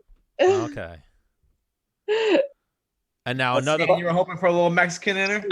No, I was just asking. I like Scottish Canadian. Scottish Canadian works. So then another question. I like everybody, man. I like everybody. I judge them by their character, not by anything else. Okay. And Gillian's a great person. I had a great time coaching her on the Ultimate Fighter. I'm glad she was on my team. Oh, so we didn't even realize that Gillian was on your team on the Ultimate Fighter? Yeah. Oh, all right. We didn't realize we were making that connection here. We were talking to Gillian, and then you popped up. I was like, "Hey, Gillian, you want to talk to Justin Gaethje?" She was like, "Yep." Do it. We haven't fought together yet. No, we've never fought on the same card yet. Not yet. Soon. We'll be fighting for Trying belts to get on soon. the May 9th card. He's always ready. I know that. Well, that's even like why I think, most fans should, and why I definitely love and respect Justin Gaethje, especially for his fighting, is you were like, let's do it. I know initially you said you don't take fights on short notice. Like that was like yours and your coaches. That's still true, but I don't take fights. I take world championship fights on any kind of notice. Yeah. Yeah. Because a lot of people, like me and Dennis were talking with Dana before, it's like 50, or I think we said it to Gillian too, it's like 50-50 right now between the people that want to fight and will fight with whatever camp, and then there's the people that are like, I need my gym, I need my training camp, my nutritionist. I think it's probably less than 50. A lot of these guys out here are clout chasing, whatever the formal definition of that is, but a lot of the guys say they'll sign it down the line, but I got the contract and send it back in 2 hours. All they got to do is sign the line to fight, and they didn't do it. Yeah, you were ready to fight Tony on, what was that, 2 weeks notice initially? Yeah, it was like 19 days. Yeah. That was pretty nerve-wracking. I'm glad I got 3 more weeks. Still not enough, but like I said, that's when I come in out of shape, and I need the first 3 or 4 weeks, I've had 5 hard weeks of training. I got great coaches, great people around me. They've really been pushing me, so it's been good. I'm excited to go out there and fight, get paid. I'm excited for all the UFC employees to get paid. I'm excited to get shit back moving. What season of Tough was that you guys were on? Tough 27. 27. Okay. And who was the other? Was there one more after us, and then it was over, or were we the last one? I think there was one more season after ours. Yeah, we were the second to last. Why? Gillian, would you say you fight better in an empty stadium or a full stadium? I only had one fight in the Tough House, so I guess every fight's been different for me, even in full stadiums. I guess it depends on the opponent, really. Just going in there and even then, it's just like the crowd doesn't influence me necessarily. I'm going in there and I have the same objective no matter what. It's a race to see how fast I can get to the throat, and that's all the fight is for me. Yeah. I think it's going to be a much more intimate situation. It That's weird is. as that sounds like a Kumite or some Fight Club shit. I'm excited, man. Yeah. You can hear the punches that you're delivering. Breathing. They're going to hear Tony saying some crazy shit. So it'll be good. Oh, yeah. This fight's going to be epic. Especially, like, I remember when we had you on last and I was talking, this is like, I've heard some people say, like, first team all violence right here. Like, you guys are the two fighters, like, epitome of a fighter. Like, you and Ferguson are the two guys that are like, oh, yep, I'll fucking fight to the death right now. Not many guys are like that. We both got a crazy bone. Yes. You got both that crazy bone in there. He's not scared. I'm not scared. I think people put too much into winning or losing. It's really perform. I'm a show off. I perform. So when those lights come on, when the adrenaline kicks in, adrenaline's the best drug on earth, man. And when you could live comfortably with adrenaline shooting through your veins, man, it's a freaking great place to be. Oh, yeah. And we saw you had the homie Kamaru Usman come out and help you a little bit. Yeah, Kamaru, Benil Dariush. They were out here. Ali came out. Yeah, it was good. I've had some different looks. I have a lot of good training. Drew Dober, he's fighting May 16th. He's been training. He's on my team. Neil Magny's been really one of my main sparring partners. He's a little funky. Never gets tired like Tony. So, yeah, man, I've had some good preparation. Yeah, I could see Neil Magny. He's a southpaw, though, Neil, right? Yeah, but what's Tony? Switches it up. Nobody knows Yeah. who Tony is. Tony walks, he's left and right. He's ambidextrous, I guess you could say, because I don't know what the hell he is. Okay. But, yeah, I'm really looking forward to this. So, thank you, Justin, for taking this fight. and given us a fight Magny's like this. not a southpaw, though. My bad. Magny's no southpaw. He's not. All right, my mistake then. Dober's a southpaw. Yeah, Stan, you fucking idiot. I thought Magny was a southpaw. He might switch it up as well. I mean, we all switch it up now. You better switch it up. Yeah, right? It's like a tool. Yeah, definitely. For me, yeah, it's puts me in prime position to put my strong hand forward, my lead hand. I love my hook. I think my hook at the end of my career is going to be my most effective punch, my left hook. Yeah. But when I was able to switch it up with Barboza coming off the fence like that, that was me switching into a southpaw stance, more square, but and putting my right hand as my lead hand, and it turned out to be super effective. So I'll probably use that one again. Ooh, and so another fight that just popped in my head because I know it was your last fight. We could ask Gillian this too. How do you guys see Cowboy versus Pettis going this weekend? I want Cowboy to win. I like Cowboy. I just hope. I really hate to see people dread making that walk. He loves it so much, but he dreads the fight so much. So it's hard to watch. Hard to know that someone's going through that. Yeah, but I think they're both in similar spots. Yeah, they're both on losing streaks. Yeah. Yeah, though that's a similar spot. Yeah, but I think I don't think the title's the most important. I think fighting and making money is the most important in that regard for both of them. So they both get to go out there and fight and make money. I think they'll both be happy. I hope Cowboy wins. What do you think, Gillian? I'm definitely a Cowboy fan. I feel like it's hard not to be, but so I hope he does win. But it's also, like Justin said, it depends what Cowboys come into the cage. If he's dreading making the walk, then it's you're getting two different fighters sometimes. So it just depends who shows up that night. Yeah, he just needs to not get beat in the first round, and then he loves being there. Comfortable. Yeah. Yeah, he just hates the walk, man. Like. Yeah. I think it'll be better for him without the fans there, to be honest with you. Oh, that's very true. So a little less pressure. But no matter what, he starts slow, man. You can't start slow in the big leagues. Yeah, the worst thing was when that guy, Stephen A. Smith, was saying, shitting on Cerrone and saying, oh, blah, blah, blah. And then when Cowboy just did this, he just did an interview recently and he said, yeah, I wasn't there. I didn't want to be there, a couple of days out. Yeah, those are different. He said he quit, though. He didn't quit. Well, no, Steve. You don't ever tell. I was in a corner one time and the referee he stopped the fight and told my fighter that he quit. And man, I almost got suspended because I got in face. Don't you ever fucking tell my fighter that he quit? What are you talking about? That's the last thing you ever want to do as a fighter, or ever be told that you quit, because you don't. You're not in my mind. He didn't accept death. He got hit, he got rocked, and he got beat. But it wasn't quitting. Now,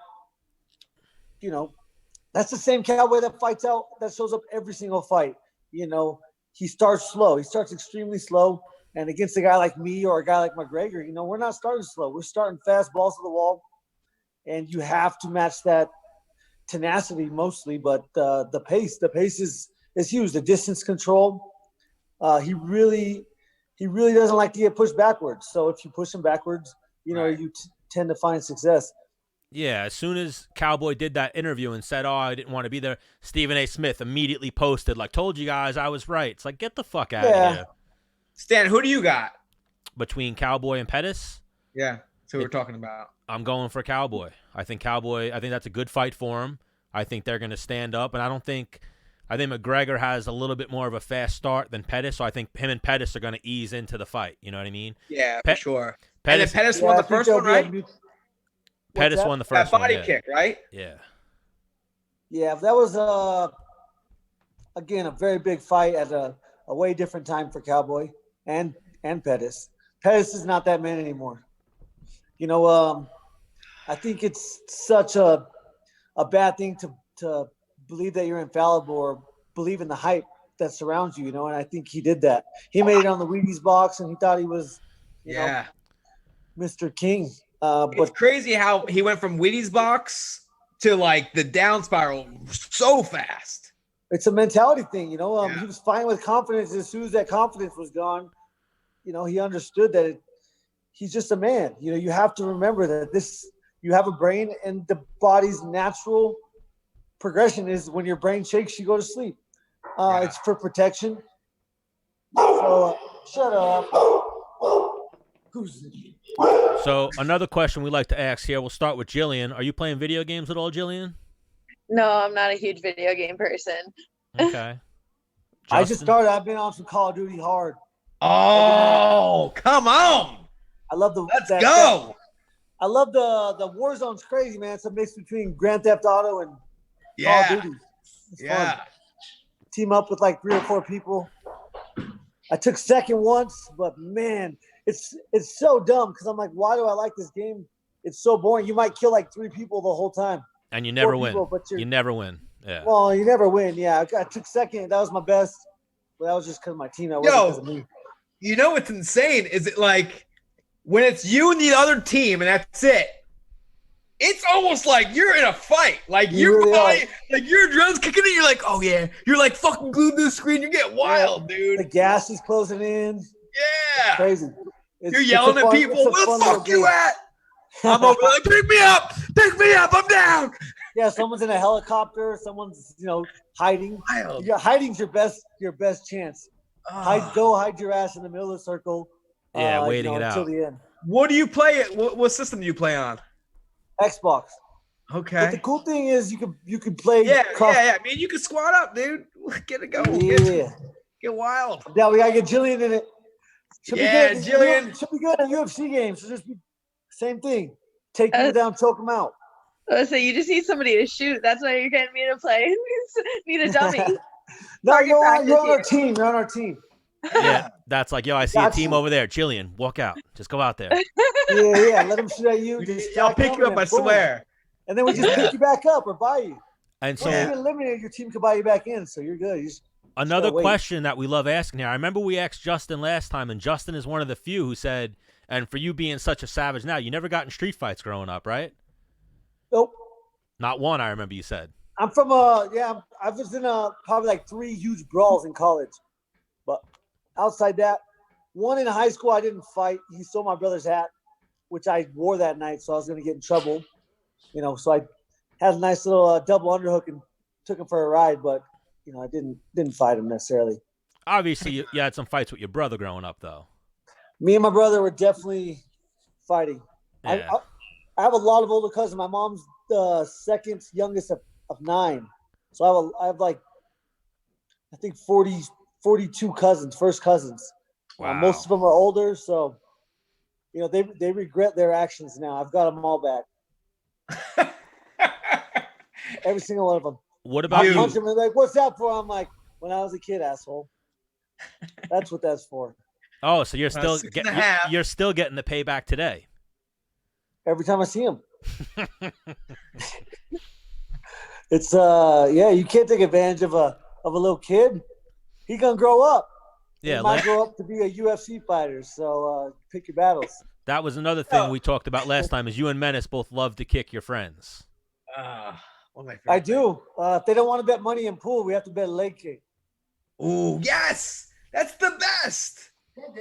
Yeah, I got. Come on. Dennis, what's up? Lopez! How you doing, brother? Good, man. Holy shit. Dude, we got to have you on next week for sure. You ready to watch this guy put someone to sleep? Fuck yeah. Fuck yeah. What's I just want to say hi, brother. I haven't seen you in a while. It's been a while. I'm pull up a seat, man. Kick it with us. No, I'm good. I'm about to whoop the pool right now.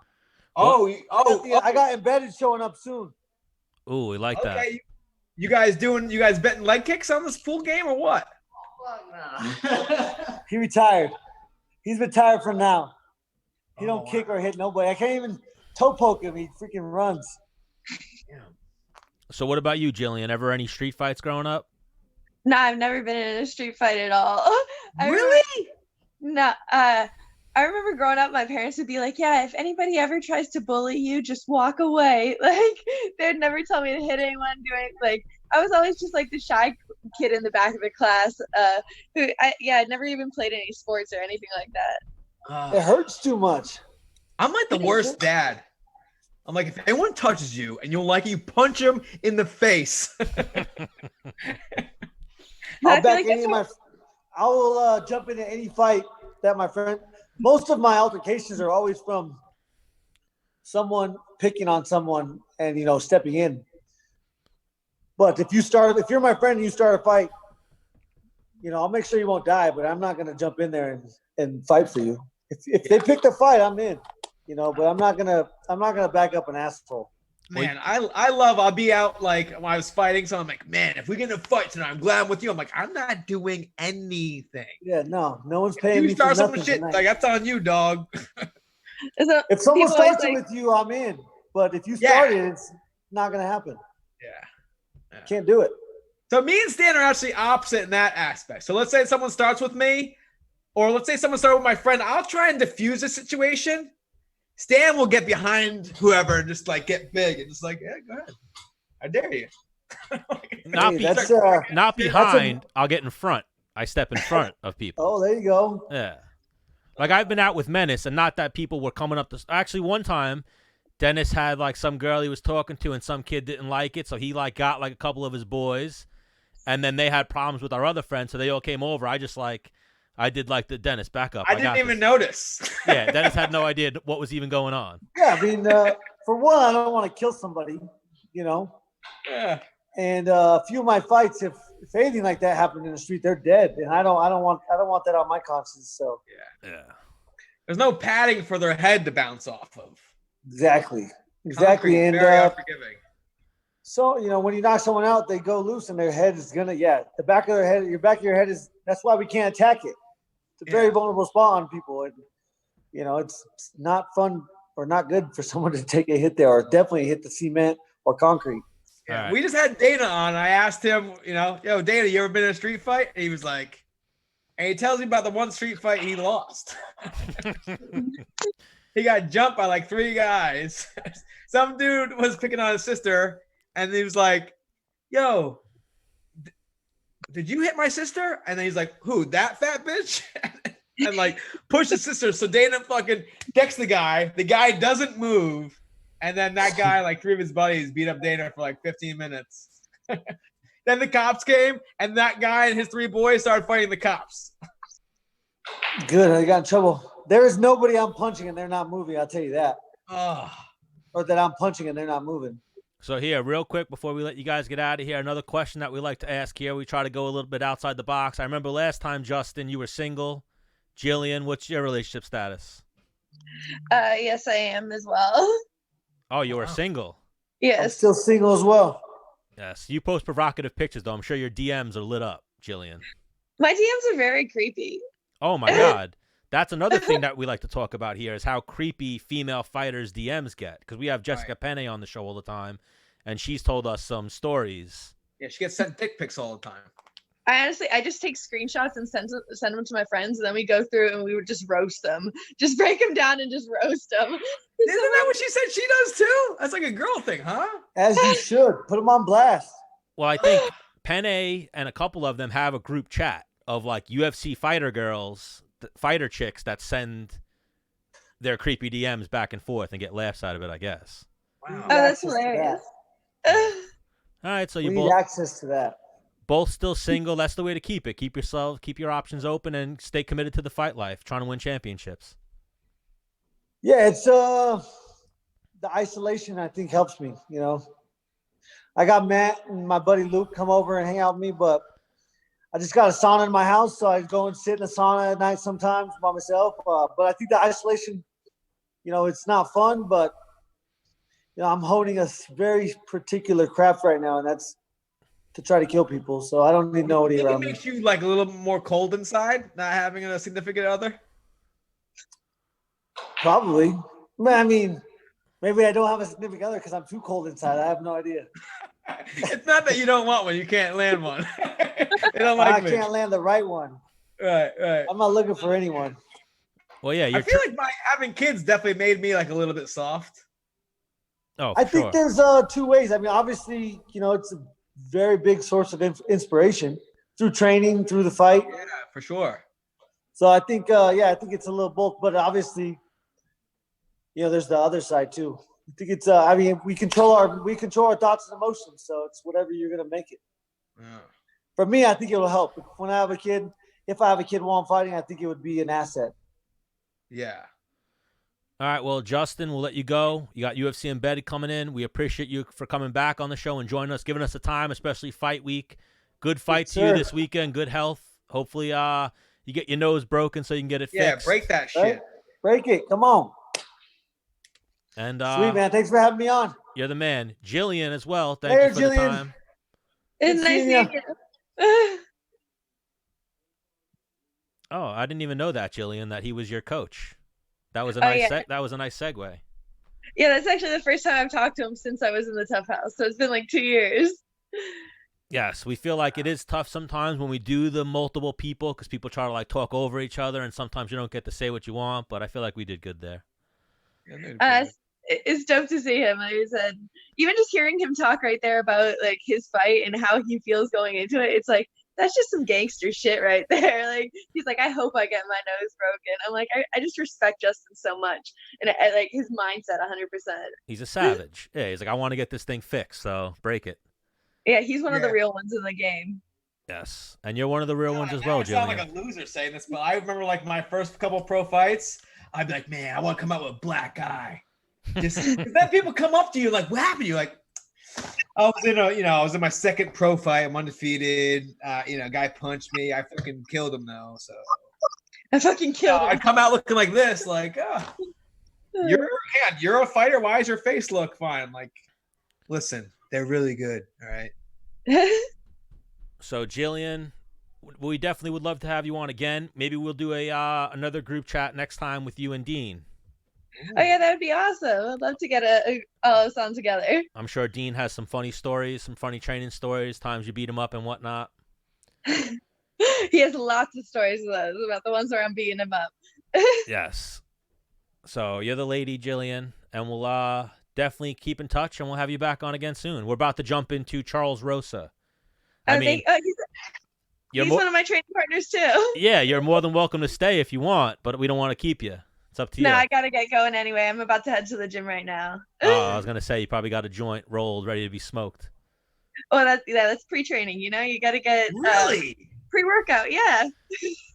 Well, that's the thing too. Like I always joke with Dennis. Like I used to smoke before every practice back in the day, Menace. Yeah. Every single practice. I'll hit my pen at least a couple times before every practice. That's wild. I used to smoke blunts, and then Eric Ott used to be like, "Are you smoking cigarettes again?" I'd be like, "No, it's a blunt. That's cigarettes, bro." No, cigarettes. You would smell like cigarettes, Stan. It was weed. So, Gillian, thank you again, and we'll talk to you soon. Oh, it's been a pleasure talking to you. Yes, likewise. The pleasure was all ours. And now we'll jump right into Charles Rosa and then wrap this bitch up. I'll wrap up your mom. Bro, my mom don't want you. Yeah, she does, dude. No, she doesn't. Charles Rosa, there he is. Yo, can you hear me? Yep. If you go long ways, it'll open up your picture a little more. There we go. Oh. Nice, you got it. Boston Strong. Charles Rosa, how's it been, my brother? Great, man. Just got back from training. Just got back from the gym. So feeling great going into fight week. So a couple more days. Yes, we just had Justin Gaethje and your teammate Gillian Robertson on. Oh, awesome. Yeah. Yeah, Gillian's awesome. She's my teammate this year. Came up in the amateurs fighting together. So, she's amazing too. Yes. And even, Justin was saying you guys got that abbreviated fight week.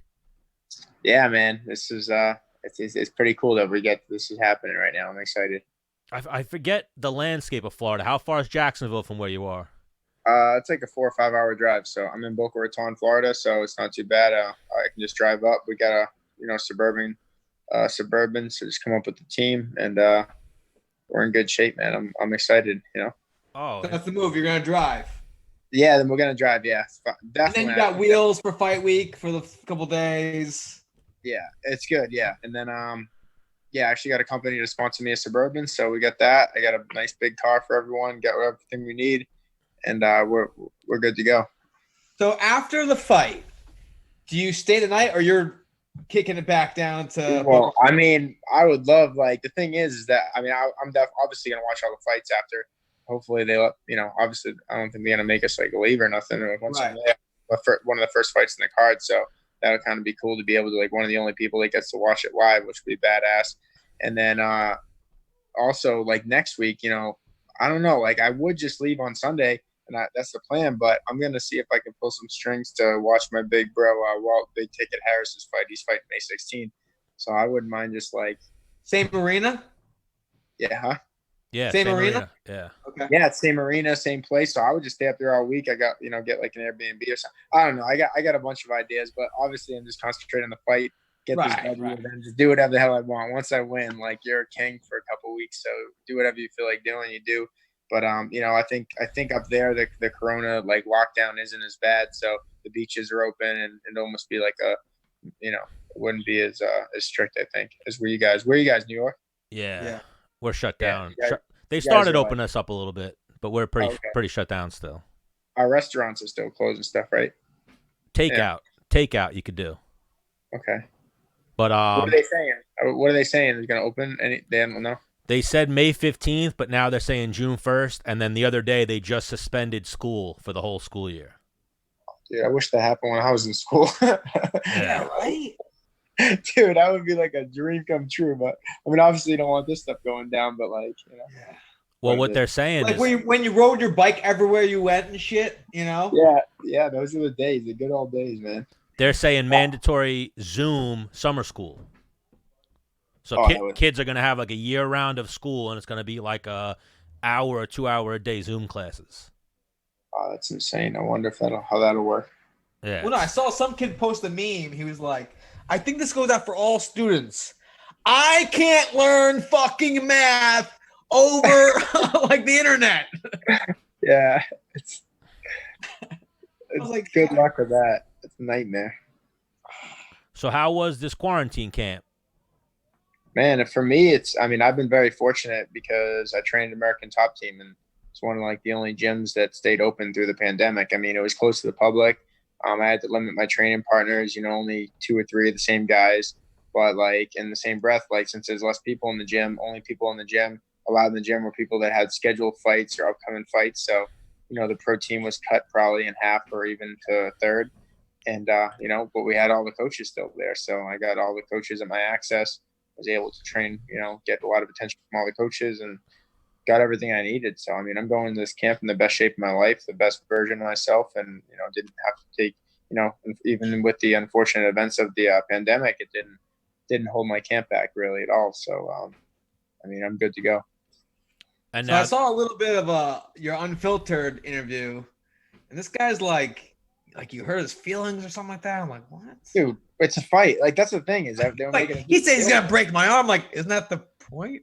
I know. I'm like, well, they asked me in an interview. I wasn't like, oh, I'm gonna break his arm. I was like, hey, Charles. So, like, if the fight goes to the ground, what do you think's gonna happen? And I'm like, well, if the fight goes to the ground, like, he's gonna break his arm, just like the other 7 guys I've fought in pro fights. Every other submission I get, like, I had 7 submission wins, but I'm gonna break his arm. And then he got all, like, butthurt over it and was saying, like, he felt like he was being bullied or something. I'm like, dude, like, what are you talking about? Like, what are we doing? We're going to the cage and we're fighting. Like, I'm not your friend. If you want to earn my respect in the ring and you earn it after, we'll talk then. But I'm not. I just thought that was so funny. Oh, I didn't know that. Actually, Stan, you didn't see that clip? No. He's like he's talking to Matt Serra. He's like, yeah, this guy's like telling me he's gonna break my. He's like, I kind of crying. I thought he was. His nickname's Thug Nasty. I thought he was like a hard fucking dude. No, he's like a country boy, isn't he, Charles? Yeah, he's a country boy from Arkansas. So I don't know what the hell they do there. He lives in an RV. He's farming, digging holes. I think it's like the irony, Stan. Oh, all right. Because I've only seen that one fight where he pulled off the twister. That's the only fight I've ever seen of Bryce Mitchell. Yeah. And so even for you, this has got to be a sweet feeling that you're getting a fight. Because you had that little stretch where you were almost fighting like once a year, if you will. How, like, right? You had the breaks. Yeah, it sucks. I mean, I was injured for 2 years. I just, a year before that, I had like a little contract negotiations. I was getting offers from Bellator and this, and I was in between contracts, so I didn't know what I was going to do. And, the UFC decided to re-sign me, and, I had to make a choice, take, Bellator money, which was good or stay in the UFC, and I chose the UFC because of the performance bonuses. You know, I had to factor that in because Bellator doesn't have those, and luckily I did because I've bonused every fight since I've got my new contract, so that paid off. And you know, I bonused my last fight, performance of the night, fight before that, fight of the night against Shane Burgos. So I mean, it worked out, but yeah, just you know, hopefully can get another new one after this fight. So this is going to be a big one for me. Yeah, and this is a good fight too, stylistically. Two solid grapplers. Yeah, I love this, man. This is kind of the fight I asked for. Like, I watched this fight and I'm like, man, this would be a good fight for me. Like, this guy, he's young, talented. He's 12-0, 3-0 in the UFC, coming off submission of the year. He got that hype of submission of the year, which is huge, man. That's like a big thing, and you know, it's something that I want. You know what I mean? I would be like a dream come true if I could pull something like that off. So when he got that, I was like, damn, like this guy, he's hot right now, and every guy in this division is tough. Like, you know, you can obviously Dennis, you know, he knows there's no easy fights in the UFC. Like every fight's like a title fight. It's like every fight, like you're fighting the toughest guy from that area or that country. Like if you're fighting a guy from Mexico, you're fighting the best Mexican in the planet in your weight class. You're fighting a guy from Japan, you're fighting the best Japanese martial artist in your weight class in the world. Like you're fighting a kid from New York, he's the toughest kid from New York. Like, so that's these guys you're fighting. They're all the hardest of the best. So you know, I mean, I got a good draw, country boy and Bryce Mitchell, and I'm the represent for my city, Boston. So we're going to be city boy versus country boy, and we're going to see who's tougher. Oh, wow. That was a great promo, dude. And now even that, I don't. Let's just cut that here, UFC. This is for him before he walks out. No, you know. Yeah, dude. Big deal. Like, I mean, and Arkansas is not known for their jiu-jitsu. You're in South Florida at like the mecca of jiu-jitsu. That's what's driving me nuts. Every interview I do, they're like, "Oh, you know, you think Bryce Mitchell's going to submit you? Are you worried about his jiu-jitsu?" I'm like, yeah. Well, I mean, of course I'm worried about everything, and I cover everything. But I'm like, you know, it's a little insulting. Like, I'm a black belt in Brazilian jiu-jitsu. I train at one of the top gyms in the world. You know, you look at my resume, all the submission wins. They said the same thing to me last fight against Manny Bermudez. He had 12 submission wins. They're like, "Oh, he's going to submit you. He's going to this, that." And I'm like, I just don't get it. Like, I don't see where this information comes from, like how they come up with these, you know, this stuff. And I went out there and I submitted one of the better guys in the division, jiu-jitsu guys. And he missed weight, right? Huh? And he missed weight, right? Yeah. Oh, yeah. He missed weight by like 4 pounds. Yeah. And that was fine. And everyone's like, "Oh, what about the missing weight? Does that affect you?" I'm like, all that shows is that he's undisciplined. Like, anytime a guy misses weight, like what's 2 or 3 pounds? Like, to me, he's not going to be way bigger than me. He's maybe 2 or 3 pounds bigger, but all that shows is undisciplined. Like, if a guy misses weight, it just shows, was he missing days in training camp? Was he missing, what was he doing? You know? So like, so you won, Mr. And I get his 20% of his purse. So I'm like, give him the free money. Yeah. Now, are you a black belt under McCarthy or Laborio? Both. Well, Charles has his black belt under Ricardo Laborio. So like when I got my black belt, Charles and Laborio were standing next to each other, and it was a, you know, big thing at American Top Team, and they kind of like both gave it to me. So you know, I like, you know, with the tutelage obviously of Ricardo Laborio, like it's from him, but you know, Charles is, I would say, taught me like almost all my skills, like in jiu-jitsu, most of them, a good percentage of them. So he's and he's my coach that I work with every day. So he's also, you know, really good black belt. He fought in the UFC, was a submission specialist. So his nickname was the Chainsaw, Charles McCarthy. I don't know if you guys remember, but I remember Charles McCarthy. Yeah, yeah, he's good. Dude. Did you cry when you got your black belt? Dude, I kind of like, I don't think I cried there, but like when I took it home, like I might have shed a tear. I don't know. It was just like, for me, honestly, like it meant more than me. Yeah, and honestly meant more than like getting my like college degree. Like I got my college degree. I was like, oh, whatever, you know, like, you know, I got like a degree and graduated from Johnson & Wales. Like everyone was so proud, but for me to get my black belt, like I just think of all the injuries, like times you bust your knee, you sprain your finger, you just like your neck hurts or this. I went through, you know, all the stuff I went through. Like, man, it's just, it's so meaningful. It's so hard to get, you know. It's like, I don't know. I can't think of anything as hard to get than getting a black belt in jiu-jitsu. Yeah. Legitimately, you know. A legitimate black belt like too. You, Stan. It depends on who you ask. I'm a black belt to some people. Well, you're not a black belt, bitch. I am technically. How is he, Dennis? Did he ever catch you or what? What's his deal? In my life, yes, he's tapped me out before. Okay, so he's legit. He's not like he can. Yeah, but I've also been training with him before I even knew jiu-jitsu too. Yeah, so okay, but I didn't tap you out. Wait. I didn't tap you out when you knew shit. I did. Dude, you didn't tap me out after my fucking first UFC fight. 1,000,000%. What are you talking about? No chance. The only no chance. yes, 1,000,000%. No chance. The day that No chance. the day that you No chance. yes. No. Let me talk.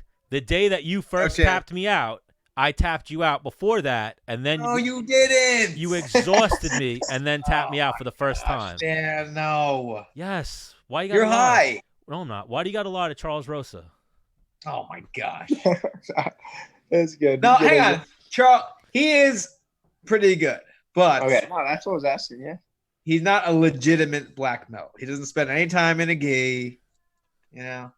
And now he's 280 pounds. But I've had legitimate black belts be like, "Do you want me to give you a black belt?" And I couldn't take them because of gym politics. My friend, you helped me a lot with my things. I give you black belts. No, even Lee would give me a black belt. Lee see me grapple against black. Like, hey, I don't really have that many friends, and you're my friend. Here's black belt. No, because of what Lee saw me do in training and what he saw me do when I went out to AOJ. He was like, "Bro, I'd give you a black belt." Right. I used to be legit, Charles. Now I'm out of shape. I broke my leg. I'm not in shape anymore. But anyway, back to Charles Rosa. I like this. This is good. Good stuff. Another thing that I saw is I knew you were a chef. I didn't realize you got down like that. Oh, yeah, you're saying. Yeah. Bro. Check my story.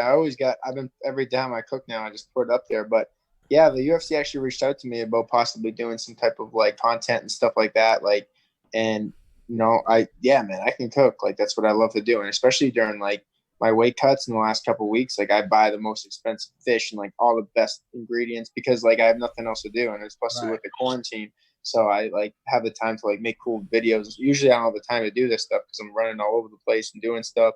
But now that I'm like kind of locked in, I got a little extra time to make some content. And man, like I got it down pretty good. I think if you check out my story right now, you can see it's like, I guess just literally just before you guys called, I just finished making some shrimp and scallops and they came out fire, and like I'm eating really good all through fight week. So I think that's a huge advantage I have being able to cook for myself.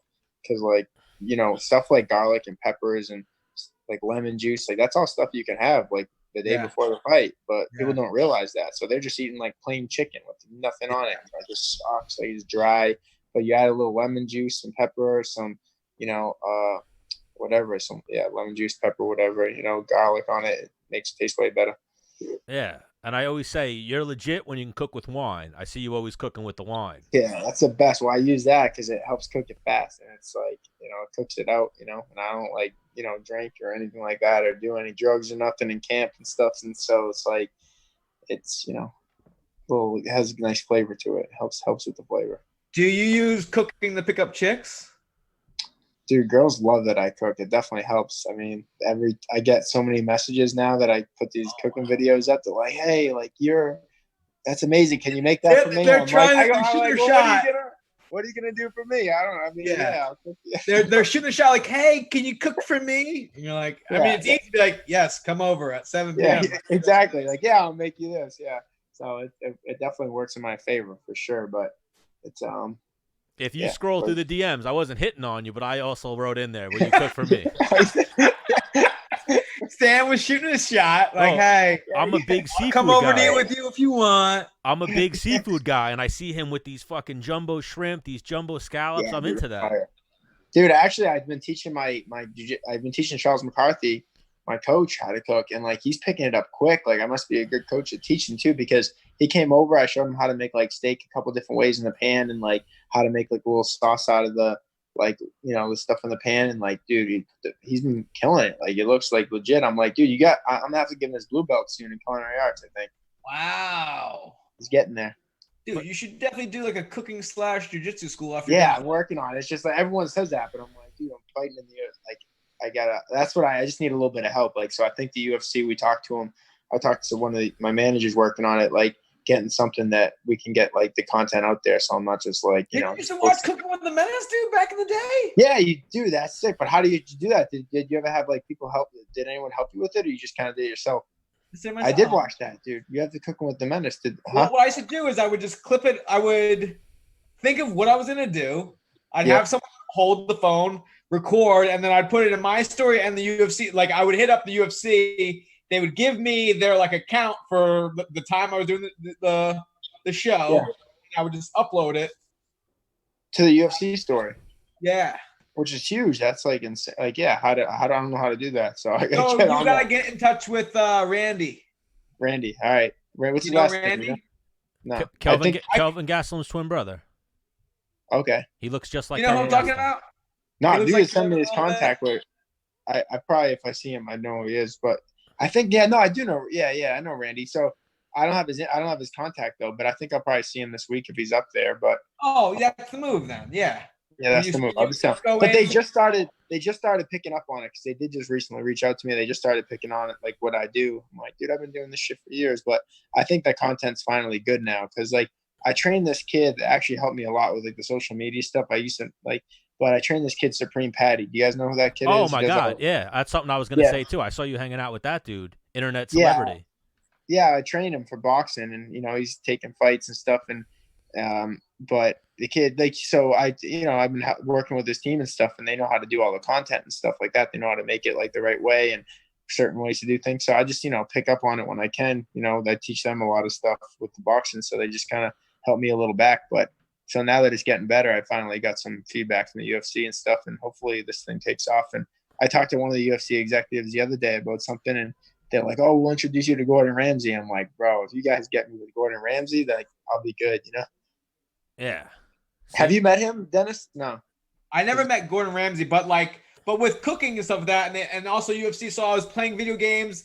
They sent me to EA Sports in Vancouver, and I got to do a tour there, and I videoed that up and shit like that, edited up and threw it on YouTube. And then I remember towards the end of my career, some dude from UFC hit me up, was like, "Hey man, we want to send you to New York City to do like one of your little shows with a chef we know, and like they'll school you how to cook." I'm like, I mean, I don't want I don't consider myself a good cook. I can just read.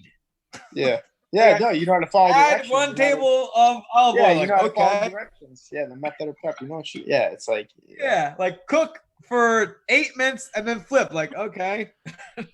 Wait, did you end up doing the show thing with the guy or no? No, I didn't end up doing it. And then I always tell him, Charles, he should do more Cooking with the Menace episodes. He doesn't have enough time. Yeah, dude, definitely do that. Especially now the content's like they're eating up crazy content on cooking right now because of the pandemic is cooking and working out. Like it's like going crazy right now. And they're a fight company. They want healthy meals that they could present to not only their fans, but maybe their fighters. Yeah, for sure. Well, the thing is I was trying to show like, I guess some different things of cooking, all while being funny and like entertaining. And the thing is, like, how many times can you get hit with an egg before you're like, all right, we get it. yeah. So maybe you gotta get a hot girl. You gotta get like a hot girl in there or something cooking with that. Yeah, well, we did that. We did that the last episode of Miami. Oh, nice. There you go. Oh, but even that, next time we come back to Florida, maybe what do you have a name for your show yet, Rosa? Nah, just getting started. We got episode 1 up. That's it. I'm on episode 1. So I'm just doing Fighter Diet Chef Rosa. That's what pretty much I'm going with, but I got to think of a name, I guess. So you guys get the Menace and the Man show. I don't know. I'm working on it, but after I work with Steve Bass May 9th, I'll have time. Guy Fieri? No, I never met him. No, not Guy Fieri. Chris Algieri. Oh yeah, of course, yeah. I'm pretty sure he's in Florida right now. Yeah, I box with him. Yeah, he's awesome. Dude. He's a good friend of mine. He's a great kid. He loves cooking, but he doesn't have a show. Chef, right? Yeah, he's a chef too, but like he doesn't have a show or nothing, He has something he's doing one with Pro Boxing now. He's doing one now on someone's Instagram, Matchroom Boxing's Instagram, I believe, or something. He's doing Chris Algieri's doing a little cooking show now. Oh, really? I haven't seen it yet. I haven't seen it. I saw his book. I saw a lot of, I see his pictures and his posts, and sometimes we bounce ideas off each other and stuff.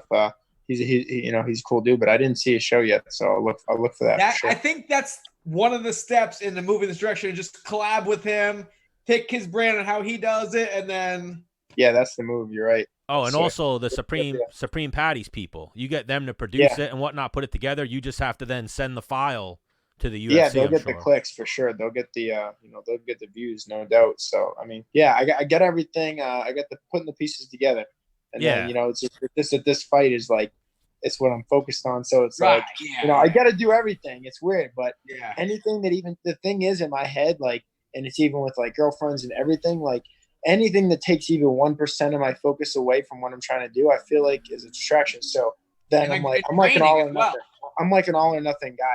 Like I'm all in on this. Like that's it. Like that's what, you know, so that's kind of what the direction I'm going, but it's stupid not to set up, you know, things because when this is over, you got to do something, you know what I'm saying? But I'm working on it. I'm just going to whoop this kid's ass May 9th and then everything will work out. You know what I'm saying? When you win in fights, everything works out. That's how Yeah, but I was watching your stories. I saw the cooking. I saw Supreme Patty popping up in your stories. I saw that smoke show Squawk Queen Janice.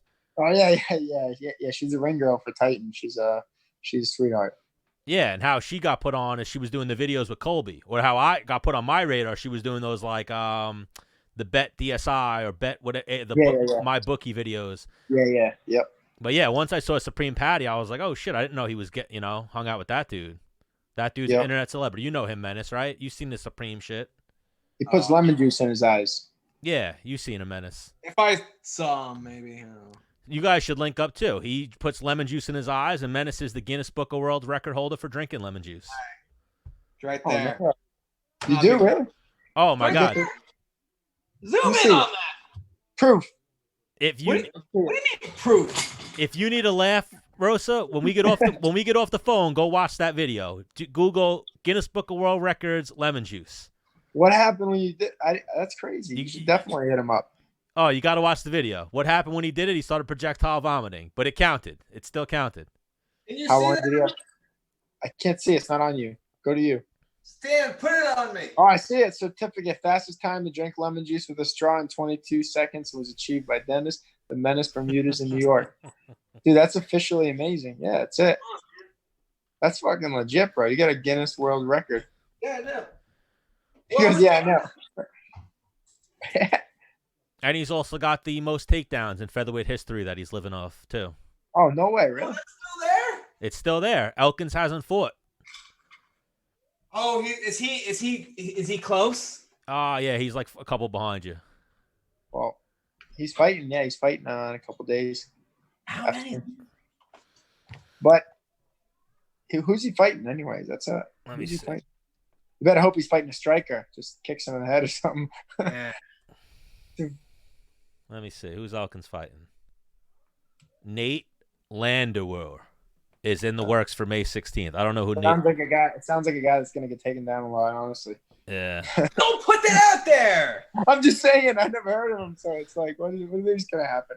Yeah, it says he's 13-3, and it said winless in something, but it was cut off. Let me see. What's his style? Does it say? He's winless under the UFC banner. He lost to Herbert Burns. Oh, is he the guy who got knocked out by Herbert Burns? Oh, with the knee? Yeah, I think so. Why are they giving him like a fish, if you will? Yeah, Elkins has a lot of UFC fights to give him. He's fought like the toughest guys ever, and they're gonna give him a guy that doesn't have a win. Maybe they just want to keep him, keep him winning, keep him getting paid. Or it's who answered the phone right now. Like we said, everybody's not picking up the phone to fight right now. That's true. Rosa would fight him. Yeah, I would fight him, dude. That's what I'm thinking. I'm thinking if I just stay there fight week, maybe some fight will fall out and I'll just hop in and do two. Wow. I'm sick of that, dude. Bro, you would have to that'd be amazing. Hit the guy or knock him out in the first round, because otherwise, you like after we fight, we all get like a suspension of like 90 days, like right? Yeah, they give you like a suspension. You're like, dude, I like it's a minimum of 30 days. Yeah, my last fight, I got 45 days suspension. I won in 2 minutes on bar, but I mean, I guess I ate some punches, but whatever. Yeah. Well, that's something even Cerrone said. Cerrone said he wanted to be the first fighter to fight 3 times in 3 weeks. Yeah, it's not ever gonna happen. Yeah, now. it's never gonna happen. But it was funny that he said it. He's like, I'll fight every card. He's like, he was like, book me a hotel in Jacksonville for a couple weeks because I'll fight on every one of those cards. Yeah. And for someone like him, if he fights 3 times in 3 weeks, that would be like $1 million in a month. Yeah, I know, right? He'd be good. Yeah, dude, that'd be sick. Well, that's the thing is the paychecks are getting like so much better, like than when I first in the UFC. Like, it's like, dude, fucking. You get 2 or 3 fights, you're in good shape for a little while. Yeah, a little bit of bonus money as well. You're good. Yeah, I left too early. What'd you say, Menace? You left too early? You're going to have to come back, Dennis. Renegotiate. No.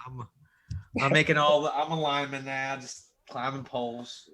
He's a lineman now, Charles, but we were in the strip club one night and he picked up his phone and he put in the call to the PFL. He was like, I'm coming out. But it was like it was too late. Sick, imagine. Well, they hit me up first.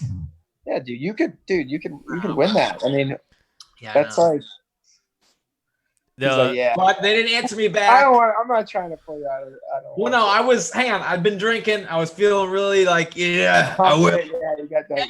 Hang on. Had they answered like, you're in, I would have been like, all right, train mode. I wouldn't be like, hey, I was drinking last night. I was kidding. Put the beer down and just start running. Let's go. Yeah. That's like you wake up like, I entered the PFL tournament last night. What? Yeah, hey, that's $1 million shot, dude. That's crazy. I always find that nuts. That, like, there's a couple kids in my gym that like they're good, but like I don't know. I'm like, you want $1 million? Like, did they really give you $1 million? He's like, yes, they give me 1 million. I'm like, shut right. I still don't believe it. I'm like, let me see it. You know, it's like I can't. Like, you show me your bank account. You have $1 million in there. He's like, yes. I'm like, get that. Why is insane to me? But I mean, like, if your life depended on it, you would beat him, no? Oh yeah, I mean, for $1 million, you're beating him. Oh yeah, dude, fuck, you know? Yeah, it's crazy. It's crazy, but it's a good thing. I think it's good for the sport. Hopefully, it'll change things. But yeah, I think the when PFL do you think opens up a door. door. How long do you guys think? Like even Dennis, especially, like when do you think UFC fighters will be making like minimum like $500,000, like over $100,000, like minimum for fights? And like even the lowest guys, like NFL money and NBA, you think it's gonna happen or it's not? Like it's gonna eventually, but not in the next 10 years. Maybe like with inflation, you know.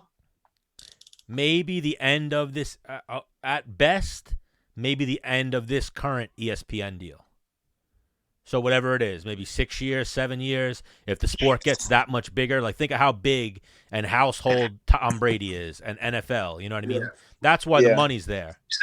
Yeah. Well, no, hang on, because the NFL and the NBA and all those guys didn't start making crazy serious money until they were in a union. No.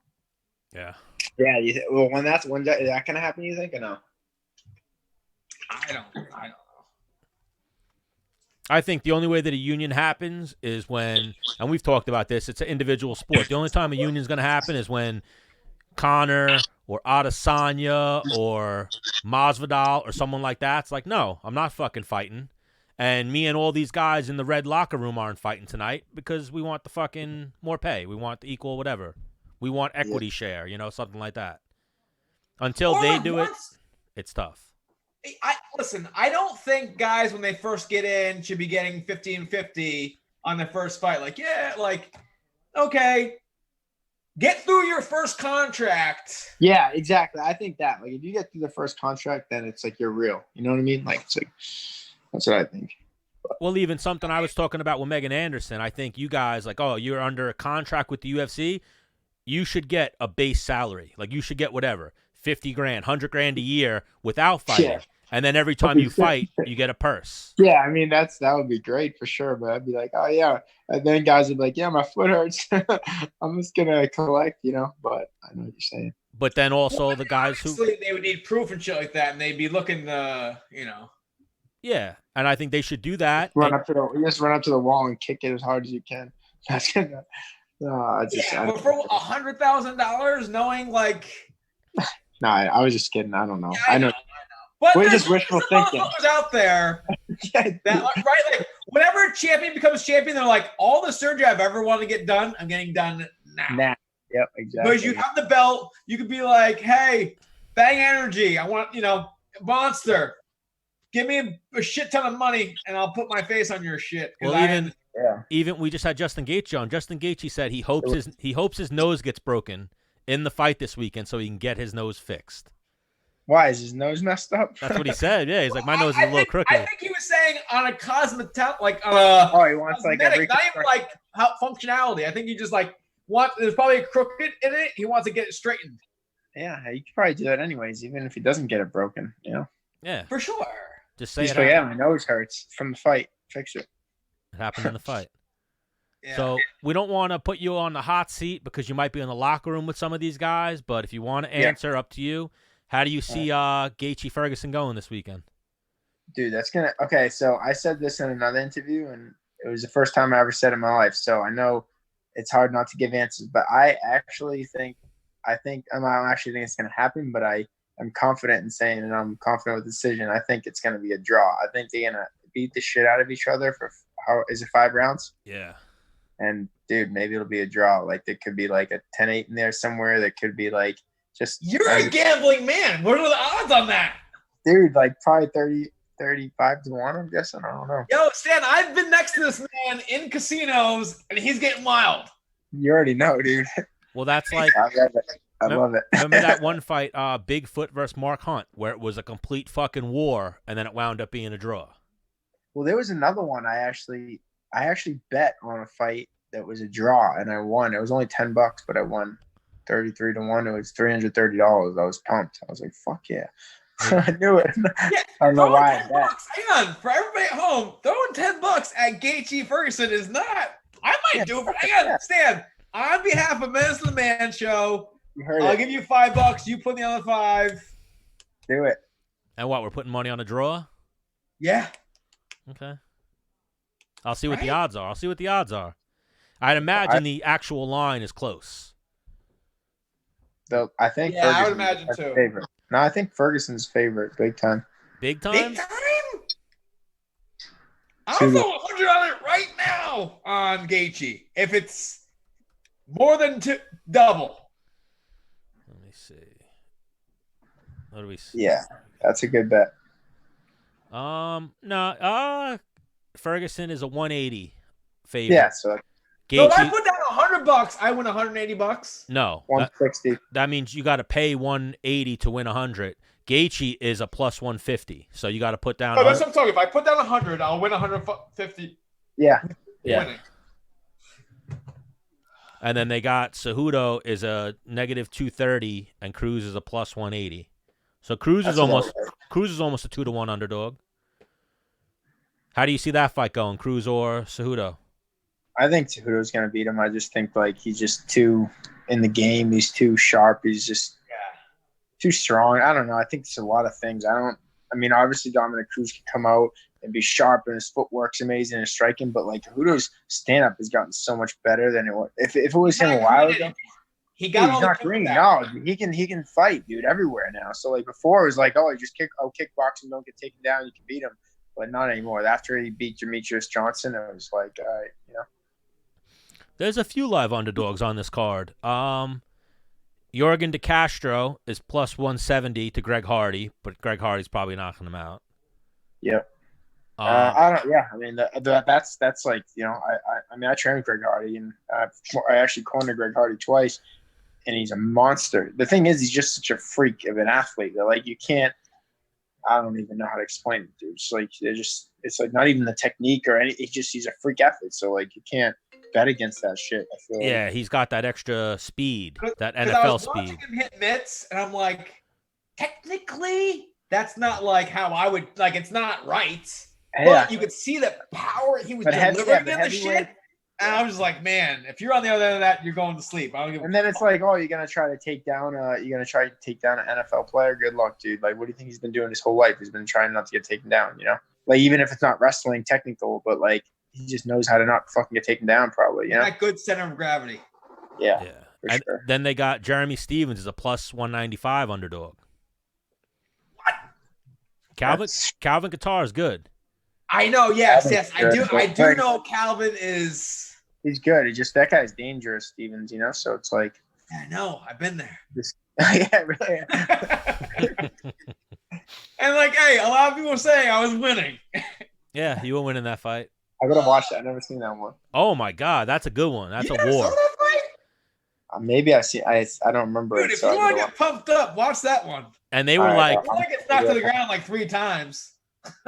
They definitely like walked in the back and were like fight of the night, and then Robbie Lawler and I hate that. And Rory McDonald went out like hold my beer.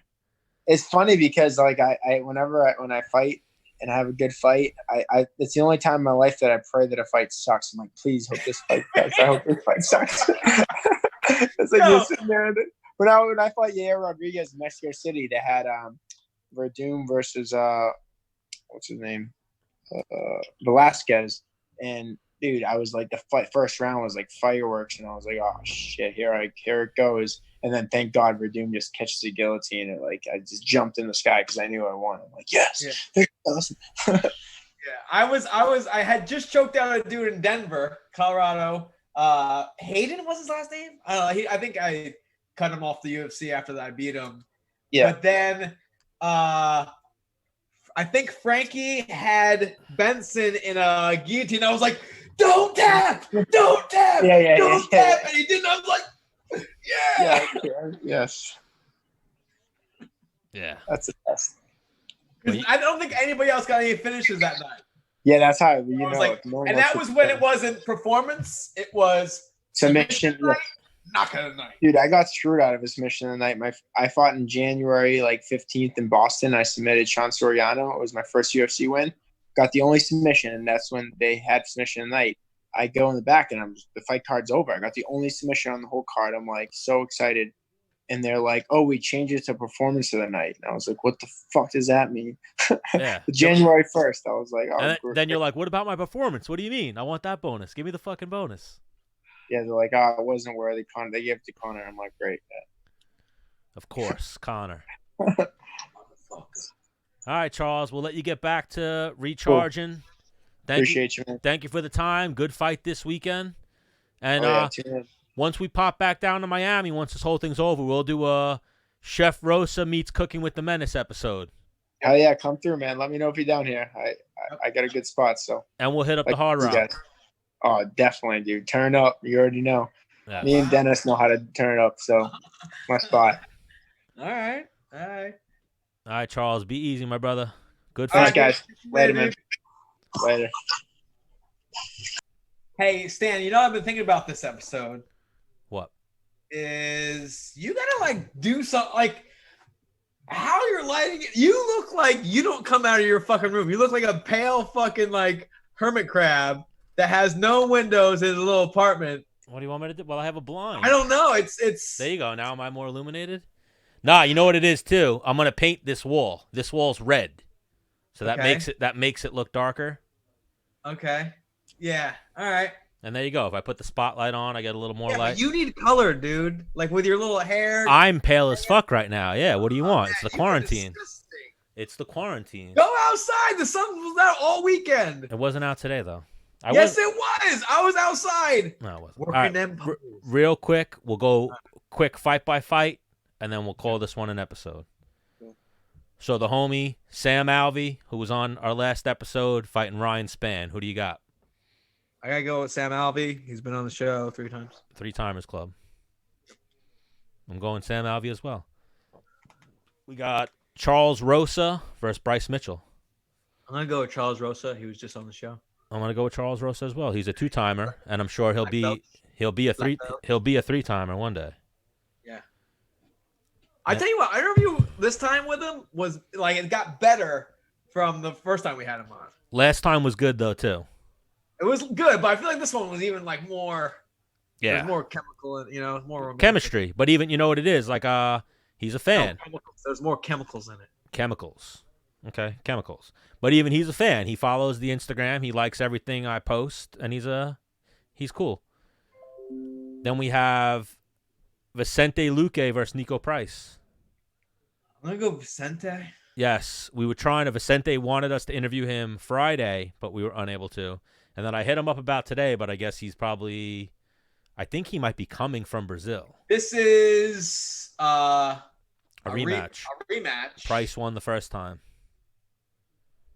Yes, you are correct. Yeah. I believe he decisioned Vicente the first time. And that was what kind of... And they both have become, even different fighters since then. Yeah. So he Darce choked Vicente the first time. And then Vicente... Wait, let me see. Win. Oh, no. Vicente won the first time by Darce. Yeah. Okay. I saw an interview where Price was like, he beat me, but I'm coming back. Yeah, no. So Vicente won this fight by Darce choke. Yeah. and then went on a run. So he lost to Leon Edwards, then he won 1, 2, 3, 4, 5, 6, 7 in a row after that. Then he just lost to Wonder Boy, so this is his first fight back after that one. I'm going Vicente as well. Your H Kickboxing brother. Fan and friend of the show. Then we got Uriah Hall versus Jacare. That's a good one. Uriah Hall's got to keep that on the feet. Yeah. He's getting smothered hard on the ground. Yeah. Jacare is old though. Jacare. That's what I was gonna say. I'm like, because we talk about like, there's only a fighter so many... fights, and then like he in one fight he just becomes old. Yeah, he's 40 right now. Because he lost his last fight, no? Jacare lost to Jack Hermanson, I believe, unless he's fought since then. Let me see. Right? Didn't no, Jack he lost to Jack Hermanson, then he lost a split decision in his last fight to Jan Blachowicz. Who's also an animal. Yeah. I mean, he's only losing to the best. He's only lost to... Yeah. He lost to... In the UFC, he's only lost to Romero, Whitaker, Gastelum, Jack Hermanson, and Blachowicz. Who are all killers. Yeah. And the only one to finish... Do they have any common opponents? The only one to finish him was Whitaker. Common opponents? Let me see. Not seeing Robert Whitaker. I know Uriah Hall is an animal, but I also think Uriah Hall is one of those guys. They both lost to Kelvin. They both lost to Whitaker. And that's all I'm saying as far as same opponents. I want to say like Uriah Hall and Cowboy Cerrone are like similar people in terms of like, if they think they're going to win, they're going to fucking win it. But if they kind of doubt themselves a little bit, you see a whole different fighter out there than... Jacare beat Derek Brunson, and Uriah Hall lost to Derek Brunson. So they have a few... off of that, I'm going to go Jacare. I don't think this is the fight that Jacare's old, yeah. I mean, Uriah's up there, too. Uriah's 35. So he still has... He's still there where you're at that age where speed's... In that 5 years of fighting, that 5 years is like 15 years like normal person. Yeah, but speed is going every day. Power is going to stay. So I'm going to go Jacare as well. Okay. Carla Esparza, Michelle Waterson. Well, I know you always go off of hottest. I'm surprised you're... Yeah. I actually, yeah. You have a crush on Carla as well? No, I have a crush on Michelle Waterson, but I think I could see Carla just take down, smother, Michelle get back up, get taken down again. Like, I think Carla could beat, like I said, everyone except for like that Joanna style, and I don't think Michelle Waterson has that style. She's a striker, but I don't think she has that. Like, yeah, she's not coming at that pace. It's like 1, 2, 3, back out, move around. But like Carla, change 1, 2, 3. Carla is eat a shot and then gets the takedown. She'll eat Michelle's shots and get the takedown. Where Joanna was hitting her and she was like, "Oh shit, I'm not feeling this. I gotta do." Well, something she would else. take a shot, and she was gone, or she would take a shot and get hit with 3 more, where it interrupted her shot. Yeah, Joanna's footwork and takedown defense is up there too. So I'm going to go... Longer arms, I think Carla's probably the underdog, too, but I'm going to go Carla. Ooh, yeah. I would man, I might be throwing some money around this weekend. Let me see. What do they got Carla at? Carla is actually the favorite. Negative 160. Okay. Verdum is a big favorite. Verdum's fighting this weekend? We're going to get to that next. Verdum is fighting Alexei Olenek. Charles Rosa is a favorite. Oh, Sam Alvey's a big underdog.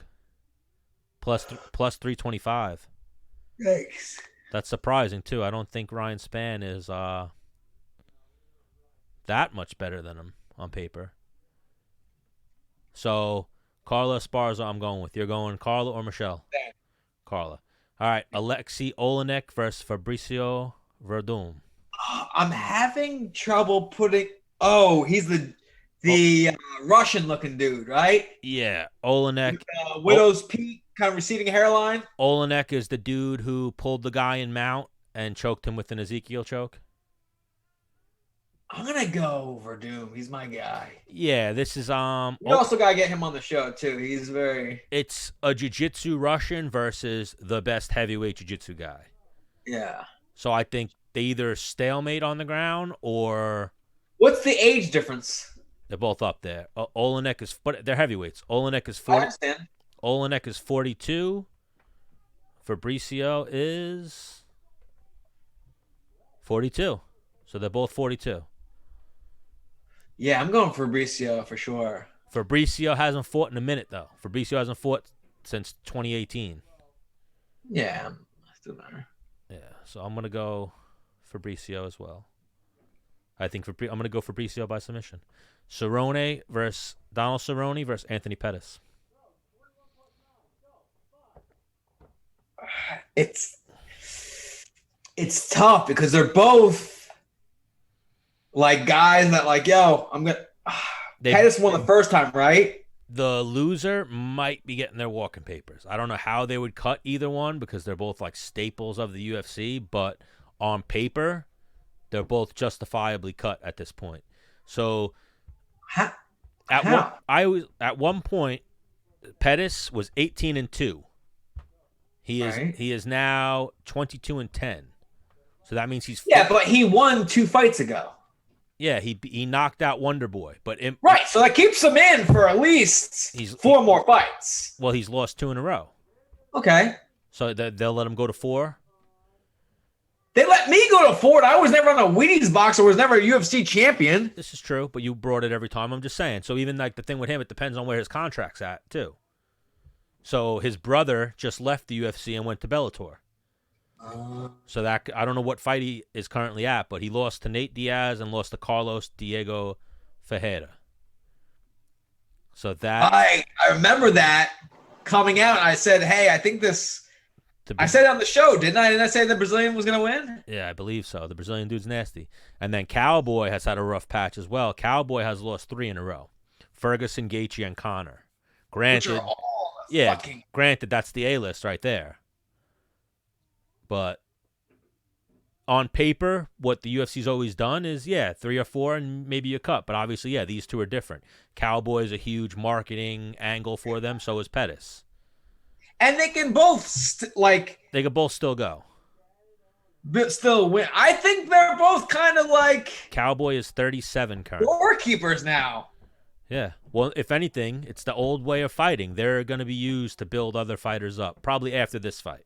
So they made this fight probably because of the quarantine and whatnot, and they made the phone call, and both these guys were ready to go. But past this, I think it's going to be like Pettis is fighting the same way he fought Diego Ferreira, like an up-and-comer. I'm going to go Pettis. And here's why. Because I've been in the seat where I'm like, three losses, and I'm like, can I even win? You start asking yourself, can I even win? Am I capable of winning? You think Cowboy's there? Cowboy's had 3 losses before. Cowboy had Masvidal, Robbie Lawler, and Darren Till at one point, and he came back from that. Who did he win coming back from that? Yancy Medeiros. Which is a very similar person to Pettis. Yes, Pettis is a little more polished, but Yancey's tough, yeah. But there's also there's the three losses in a row. Then Pettis liver kicked him and shut him down. We're like, that's stuff in the back of his fucking head. Absolutely. And even what could happen now is Pettis throws that kick, and he'll be like, oh, here comes that body kick again. Nope, it's coming up top this time. So, yeah. There's definitely a mental game right now for more. And then Pettis, it's like, yo, I beat this guy once, easy, I'll do it again. Yeah, it's more of a mental battle, this fight for Cowboy, especially he just came out publicly and said, yo, I fought Conor, wasn't even there. He said, all right, so wait. I think Pettis is gonna win. I like Cowboy, like who he is, how he fights. His quote was, he was like, Donald showed up. Cowboy wasn't even there. Wow. That's what he said happened. He's a real one, dude. Yeah. That's another guy we gotta get on the show too. Did we ever slide in his DMs? I don't think I did. Maybe I did. Maybe I was drinking some Budweisers. No, I'm kidding. Yeah, someone's got to have his phone number. Yeah. Greg Hardy, your old friend Greg Hardy versus Jorgen De Castro. Yeah, I'm gonna go Greg Hardy. Even though he left, I think so he's in my Clash. He was in my Clash Royale. He left. Yeah. No, I think he was kind of inactive, and I think Depot kicked him. I don't care who he is. He's bringing down the clan. I'm like, wow. Can't you give him a celebrity pass? I'm going to go Greg Hardy as well, but Jorgen De Castro is tough. This is aside from the last fight he took against Volkov, which was way ahead of where he was skill-wise and career-wise. Yeah, Castro has that bad haircut. Yeah. I know who he is. He was on the Contender Series. How much knockout power does he have? Who, De Castro? Yeah, is he knocking people out left and right, or? I believe he's a heavyweight. I think he is knocking people out, yes. Let me see. He's 6-0. So he doesn't know what losing's like. Yeah, no, he's knocking people out. He's got all stoppages except he has one decision win on the one decision. What round? 1 3-round. First, and a third. Man. Yeah, so he's tough. If you're a betting man, the guy doesn't know how to lose, and he knocks people out in the first round. That's it. Oh, this is a fight right here. That's why people were saying, why did they put Greg Hardy as the first fight of the pay-per-view? Because it's going to be a fucking heavyweight war between two very good athletes, Granted, they don't have the recognition as far as... And then this is going to be Greg's fourth fight? Let me see. In the UFC? Or seventh pro fight ever? Well, he was Contender Series, then Extreme Fight Night. So 1, 2, 3, 4, 5, 6, 7. Seventh if you include the Contender Series. And then De Castro, how many fights does he have? Because I'm trying to go off greenness, because I know, Greg Hardy was a little green. Yeah, De Castro, I believe, is 2-0 in the UFC. Or 2-0. One Contender Series win, a first-round knockout, and then one UFC win, a first-round knockout. And he's got 6 fights overall? Yeah, 6-0. Because Greg Hardy is in the UFC because he's a fucking athlete. Yeah. Is De Castro in the UFC because the man can fucking fight? He just naturally can fucking fight. De Castro's in there because he can fight. Because Greg Hardy, yes, he can knock people out, but obviously he's not knocking out as many people as De Castro. Right? No, Greg Hardy's knocked people out. What does Greg Hardy have? I know he has, but not as many. Hasn't Greg Hardy knocked out everybody? Let me see. I know he lost one because he gassed out hard. Yeah, that was it. Oh, no, remember he has one decision win, but then it got... And he's got the one where... Was it him that took the inhaler? Yeah, I was going to say, it got overturned because of the inhaler. That was a decision win. And then he's got a knockout. Yeah, he's got all first-round knockouts. Then he has the fight when he fought the same night as you. He threw the illegal knee. Right. So he has a DQ loss there. Then he has... he gassed against Volkov, and then he has Inhalergate. So that's a tough one. I'm going to go Greg Hardy just because I'm going to go Greg Hardy, too, because he's the homie. I think he's a super athlete, too. I think. Yes, I think when push comes to shove, hey, you two play volleyball, Greg Hardy wins. Hey, you two play horseshoes, Greg Hardy wins. You two play basketball, Greg Hardy. You know what I mean? Yeah, more things need to go right for De Castro to win that fight. Greg Hardy, it just takes one glancing blow. Yeah. I think even that little dude when on accident, yeah, the guy he fought when he had the inhaler, I think that guy was just really tough. Was taking the shots. And then even something we've talked about before, I think also this could happen. It might happen in this fight when Greg Hardy gets too polished. Part of what he needed was the wildness. Yeah. Now that he's like this, it might. He lost some power. Yeah, he's not the same fighter. So. But I'm going to go Greg Hardy. Jeremy Stevens, Calvin Kattar. I think Calvin Kattar is a more well-rounded fighter. Yes. who can drop people with. He's knocked out Ricardo Lamas. Bad. Yep. Both can wrestle. Both have a decent wrestling background that they don't really use. Calvin Kattar in the UFC has only lost to decision to Moicano and a decision to Zabit. Wins over Feely, Burgos, Lamas, Chris Fishgold. No, he was on my radar at one point where I was like, who the fuck is this guy? Yeah. This guy's a problem. Yeah. You fought Kevin Roddy, right? Yeah. Yeah, he beat Kevin Roddy as well. How did he beat Kevin Roddy? Back in the day. Knocked him out in 47 seconds. I decision Kevin Roddy. I also didn't really know how to fight. I just knew how to wrestle really good. Yeah. This was, let's see. When did you fight Kevin Roddy? All right, enough. We're not doing this. No, I'm just saying. Yo, he beat Kevin Roddy before you. Probably just caught him. Zigged when he should have zagged. So who you going? I don't know. Stevens or Qatar? Where are you going? I think I'm going to go. This is one of those ones. I'm rooting for Stevens. And Jeremy is the underdog, right? Yeah. I'm rooting for Stevens, but I think Qatar takes it. Decision. Other than that Eves fight, which he just caught him in the right spot, I've never, I don't think you're knocking Jeremy Stevens out. I, too, am going to go Jeremy Stevens. Well, no, I'm going Jeremy Stevens. I'm going against you. Okay. 1, fought him, super tough fucking guy. 2, I like that he's the underdog. He likes being the underdog. What's the age difference? And even for this, Calvin Kattar is gritty as fuck, but he's 32, and I think Stevens is around the same. Yeah. You got to stick and move on Stevens. There's no, that was one of, not, Stevens is 33. That was for you, like a feather in your cap, machismo-wise, you were stalking Stevens down. Yeah. Not many people do that, have Stevens on the back foot, you know what I mean? Usually Stevens leads and chases people, and they, dance around the outside. Yeah, and my pride goes with Jeremy Stevens. I was really good that night, and he outed me. Yeah. Back against the wall, literally back against the wall. Figured it out. Yeah. Hail Mary. He threw a Hail Mary. All right, so now this fight's kind of under the radar, I think, a little bit, but it's a fucking crazy fight. Francis Ngannou versus Jairzinho Rozenstruik.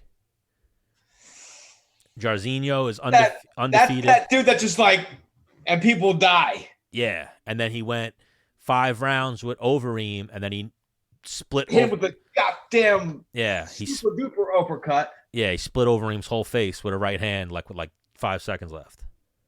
Who did? Rozenstruik. Oh well, no, but fucking yeah, and then Ngannou hit him with the fucking. Ngannou almost knocked his head off. Yeah, killed him. Yeah. Man, that's a tough one. This is the winner of this is next in line for the heavyweight title.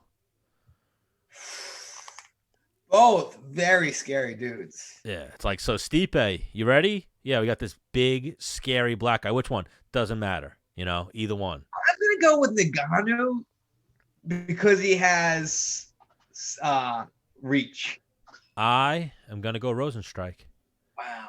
Yeah, I think and Rozenstruik's a big underdog in this one. I think he's gonna pull off the upset. Wow. I mean, whoever fucking lands that goddamn min on whoever first. Yeah. What are the odds on how long the fight goes? I'm willing to be hey, that fight ends in the first round. Well, I'm looking on the first one that came up is OddsShark, so I'd have to look at another site that has I hate that we're talking odds, but I'm definitely hitting up my homie, and we're gonna do a little. Yeah, Jairzinho is plus 220. Ngannou is a negative 280. Okay. And then the prediction is Ngannou by knockout. Maybe we do a fight companion for this fight this weekend? Yeah, if you're down. I'm always down for those things. I think that would be a great thing. Okay. I don't want to. We got the Great South Bay Brewery sponsor. Yes, this is true. Man. All right. I'll hit up Rick over at Great South Bay. He told me to give him a time. I told him, you tell me the time, and then we left it off at that. So I'll hit him back, see when I can go grab us a case of some delicious Great South Bay beer. I'll drop some off at the crib, and then every time they do a commercial, we'll do a commercial. Yeah, and then that's up to you. I mean, I think I'm immune to it. I think you're immune to it at this point. Knock on wood. But we can hang out and watch the fights, or we could Zoom it. I don't listen, Stan. We gotta do the right thing. So we'll Zoom it. When was the last time you had a weirdo over your house? A weirdo? You mean a gorgeous young lady? I don't know. A week ago? 2 weeks ago? But I think how many have you had over your house over the quarantine?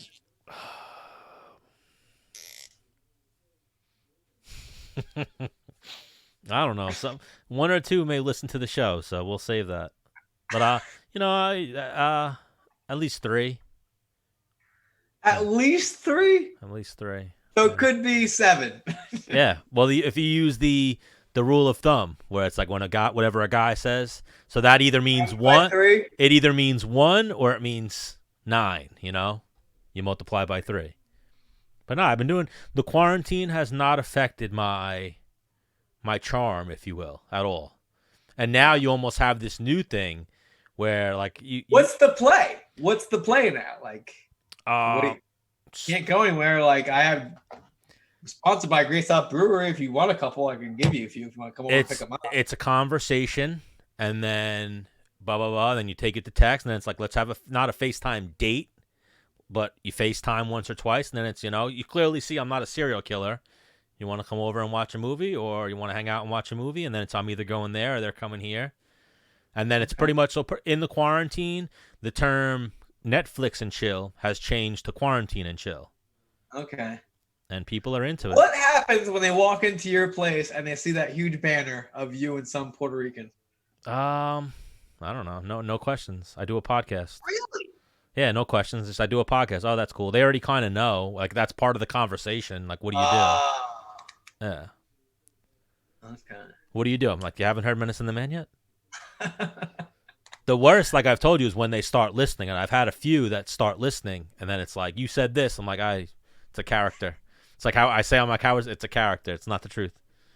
Like, even this thing was hypothetical. You know what I need to do in my spare time?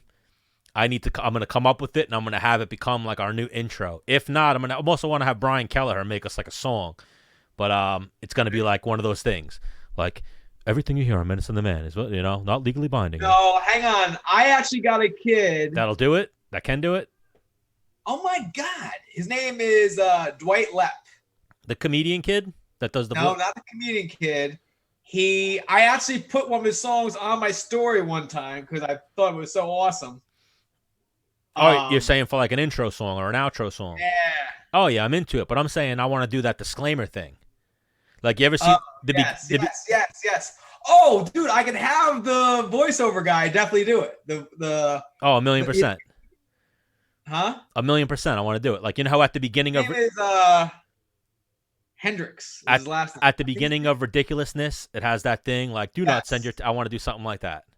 Okay. Like, everything that you hear on Menace and the Man is a hypothetical. It might be true. It might not be true. Have it be funny though. I'll set it up for him to come on the next show. And then have the end of it be like, so if you're an oversensitive person, just shut the fuck up and listen. Just shut the fuck up and laugh. It's fine. Yeah. So now we'll do our last two here. Henry Cejudo, Dominick Cruz. We got Cruz a plus 180, a plus 180 dog, and Cejudo a negative 230 favorite. Like I said, this one I'm going. I want Cruz. I think Henry.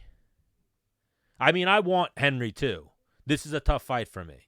Listen, Stan, you can't have your cake and eat it too. I'm just saying, I don't want to pick. It's almost one of those ones where I don't want to pick, but that's even the main event too. So both of them are there, pants down. You're grabbing both their hogs. You're like, But if we're gonna go by what we said earlier, no, I'm not grabbing any hog. Yes, you would, Stan. Bro, the best is even I should have said that to Dana. I'm like, Dana, when Menace said you were coming on the show, he told me, what'd you say? Get your lube. You told me go get your lube. Oh, you. Get your lotion out. Yeah, you were like, go get your lotion out. Dana's coming on the show. But if I'm going with what we said earlier, who's come on the show? We've had Henry's coach on numerous times. We've had Dom's coach on a few times, but we've had Henry on the show. So I got to go there. Come on. And then Tony Ferguson, Justin Gaethje. We had Justin Gaethje earlier make his second appearance on Menace and the Man. Tony Ferguson has made 0 appearances on Menace and the Man. Yep. Reads and responds to my messages, but just won't come on the fucking show. What'd you do to him when you trained? He probably didn't know who I was. No, he definitely knew who you were. Should we start being like, we were gonna have Tony on? Yeah, I think I want to start doing that for Tony and Weidman because I feel like Weidman's so long overdue. Yeah. So long overdue. Yeah. It's like, all right, we ran out of time. Sorry. Well, the thing is, we were trying to get Weidman in the studio, No, yes, at first, and then I even said, let's try just to get anything from him, and then you hit him up, or is that what you were trying to get him in studio? And he started asking about the baby pictures. I don't know. Remember, you hit him up. And no, it wasn't asking about baby pictures. He was asking about the G Fuel. Yeah, get me my baby pictures from G Fuel, and you were like, really? And he was like, yeah, I'm being serious. Ignored completely the question of, hey, when you coming on the show? And was like, yeah, never mind that, but get my baby pictures. So, yeah, thanks a lot, Chris Wyman. But, so, Gaethje Ferguson. We got Tony Ferguson as a -180 favorite. Gaethje. Oh, it's a tough one to pick, but I'm going Gaethje as well. I think Gaethje's the underdog? Gaethje's the +150 underdog, yeah. So you bet 100, you win 150. Yeah, I'm doing that. How do you think Gaethje wins this? Knockout? Yeah. TKO? All right, I'm going to go with that as well. And that concludes UFC 249. We'll be back next week with another episode. Maybe we'll do a fight little party this weekend. We'll see what happens. Yeah, maybe. And that's it. Man. Anything else, Menace? If we were due to fight companion this weekend, you would have to wear a mask the whole time. That's my...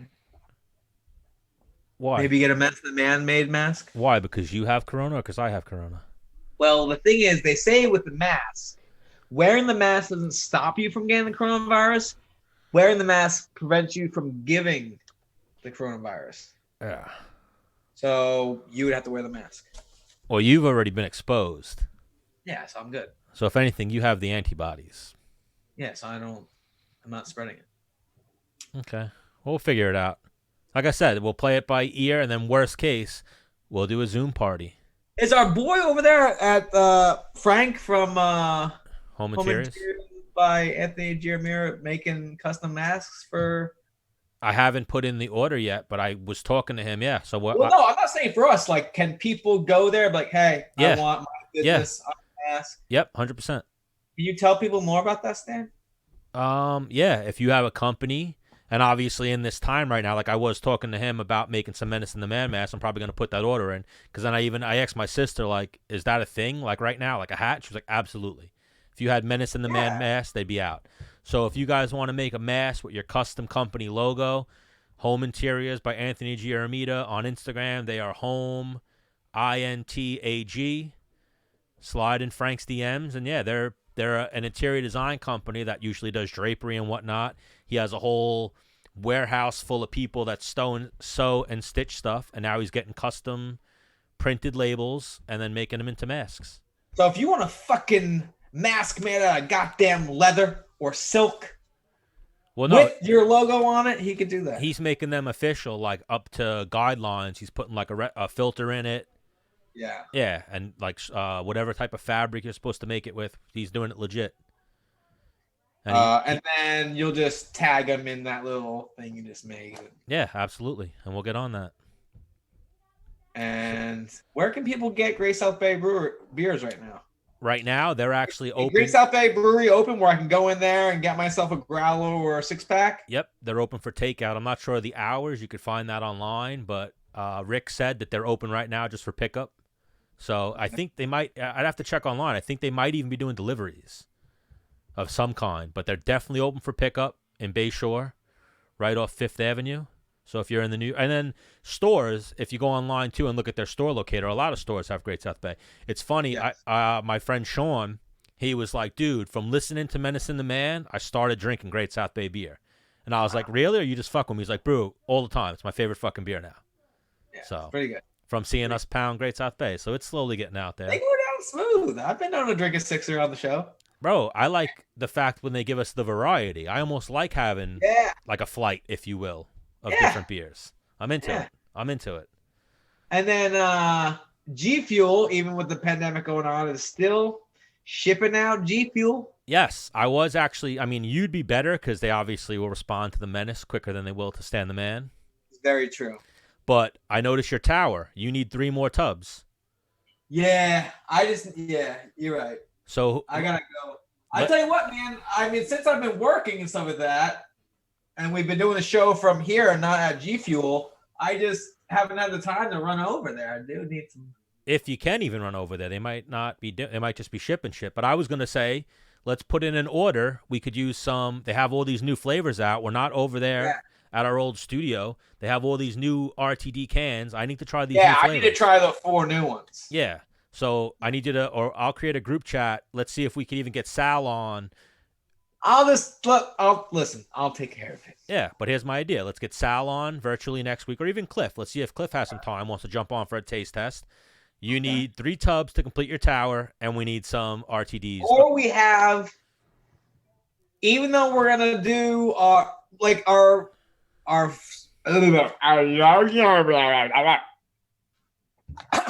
to get that out. Even though, like, let's say we do our little wrestler episode. Maybe we have Sal come on Zoom. Maybe, I don't know. Yeah, 100%. Bro, even an idea. But he shows. I tell you what. If he doesn't mail me things or show up with, oh no. Oh, yeah, that's where I'm at too. 100%. Dude, he'll kick your ass. Yeah, right. Yeah. All right. What else do we have? Oh, and then so you can still get beer at Great South Bay Brewery. You can still get G Fuel from online, gfuel.com. You get masks from Home Interiors, Anthony Jeremita. You can still get your CBD and THC from Terp House. Use code MANSHOW. Online. They're still shipping stuff out as well. And then if you're a jiu-jitsu fan, my homie Brian Michelino has these really cool like shirts that he makes, but they are, if you know jiu-jitsu, like they're almost like riddles, if you will. Like his shirts that like pertain to jiu-jitsu, like it might be like a fish hook and like a heel near it. You're like heel hook, or like he's got pictures of like legendary jiu-jitsu players like breaking limbs with like Japanese writing and shit like that. Yes, you got to get Michelino to start giving Menace and the Man, because he originally designed our logo. Yes. And then he's always been very helpful when we've asked him for whatever we needed, but we haven't been asking him enough. Tell him to get some. Well, we really got his attention with that last episode with Craig Jones, and he was like, "Oh shit." I think we've gotten his attention before, but I think last time, because like I said, Craig Jones, it's Gordon Ryan and Craig Jones right now. Those are the two best. Those are the two, whatever. Those are the Michael Jordans right now of jiu-jitsu. Michael Jordan. Yeah. They're the guys right now. It's like Michael Jordan, Kobe. Yeah, they're LeBron right now. Both alive. Or even that. They're not the Michael Jordans, because Michael Jordan was the best. Actually, Gordon Ryan is the Michael Jordan of grappling. He's like the best ever right now. Yeah, but they're both LeBrons. They're both the best of this era right now. Bro, look at fucking Gilbert Burns. How good is Gilbert Burns? Very good. Craig Jones heel hooked Gilbert in like fucking a minute. Damn. He's really good. And then if you look at the records, what's his name is ridiculous. Gordon Ryan's like fucking 5 losses. And they're all like competitive, controversial losses. And he's beaten fucking everybody. So yeah. Maybe. But anyways, talk to Michelino, get us some jiu-jitsu shirts, and then we're going to try to get Gordon Ryan on the show. Movement BJJ, right? MovementBJJ.com, and you can find them on Instagram at MovementBJJ. Yep. Yeah. So episode 75. Yep. Hit them with your send-off. This is not like staple. This is like a monumental episode. It was. That's why we went hard with it. Yeah. All right. We were going to have Alp as well jump on, make some pics with us, but he was a little held up. He was doing an Instagram live video. But we'll see about him he could be a wrestler guy. He's a fucking international wrestler. No? Yeah, I don't know. Yeah, he wrestled at Nassau and came over from Turkey. But you could hit him with your send-off. We'll be back maybe this weekend, but definitely next week. You guys are lucky. Actually, let us know if you guys want us to come on Saturday or not. And if we get enough, responses, we'll come back on. And if we don't, you guys can go fuck yourselves. Yep, that works for me. Well, see you later.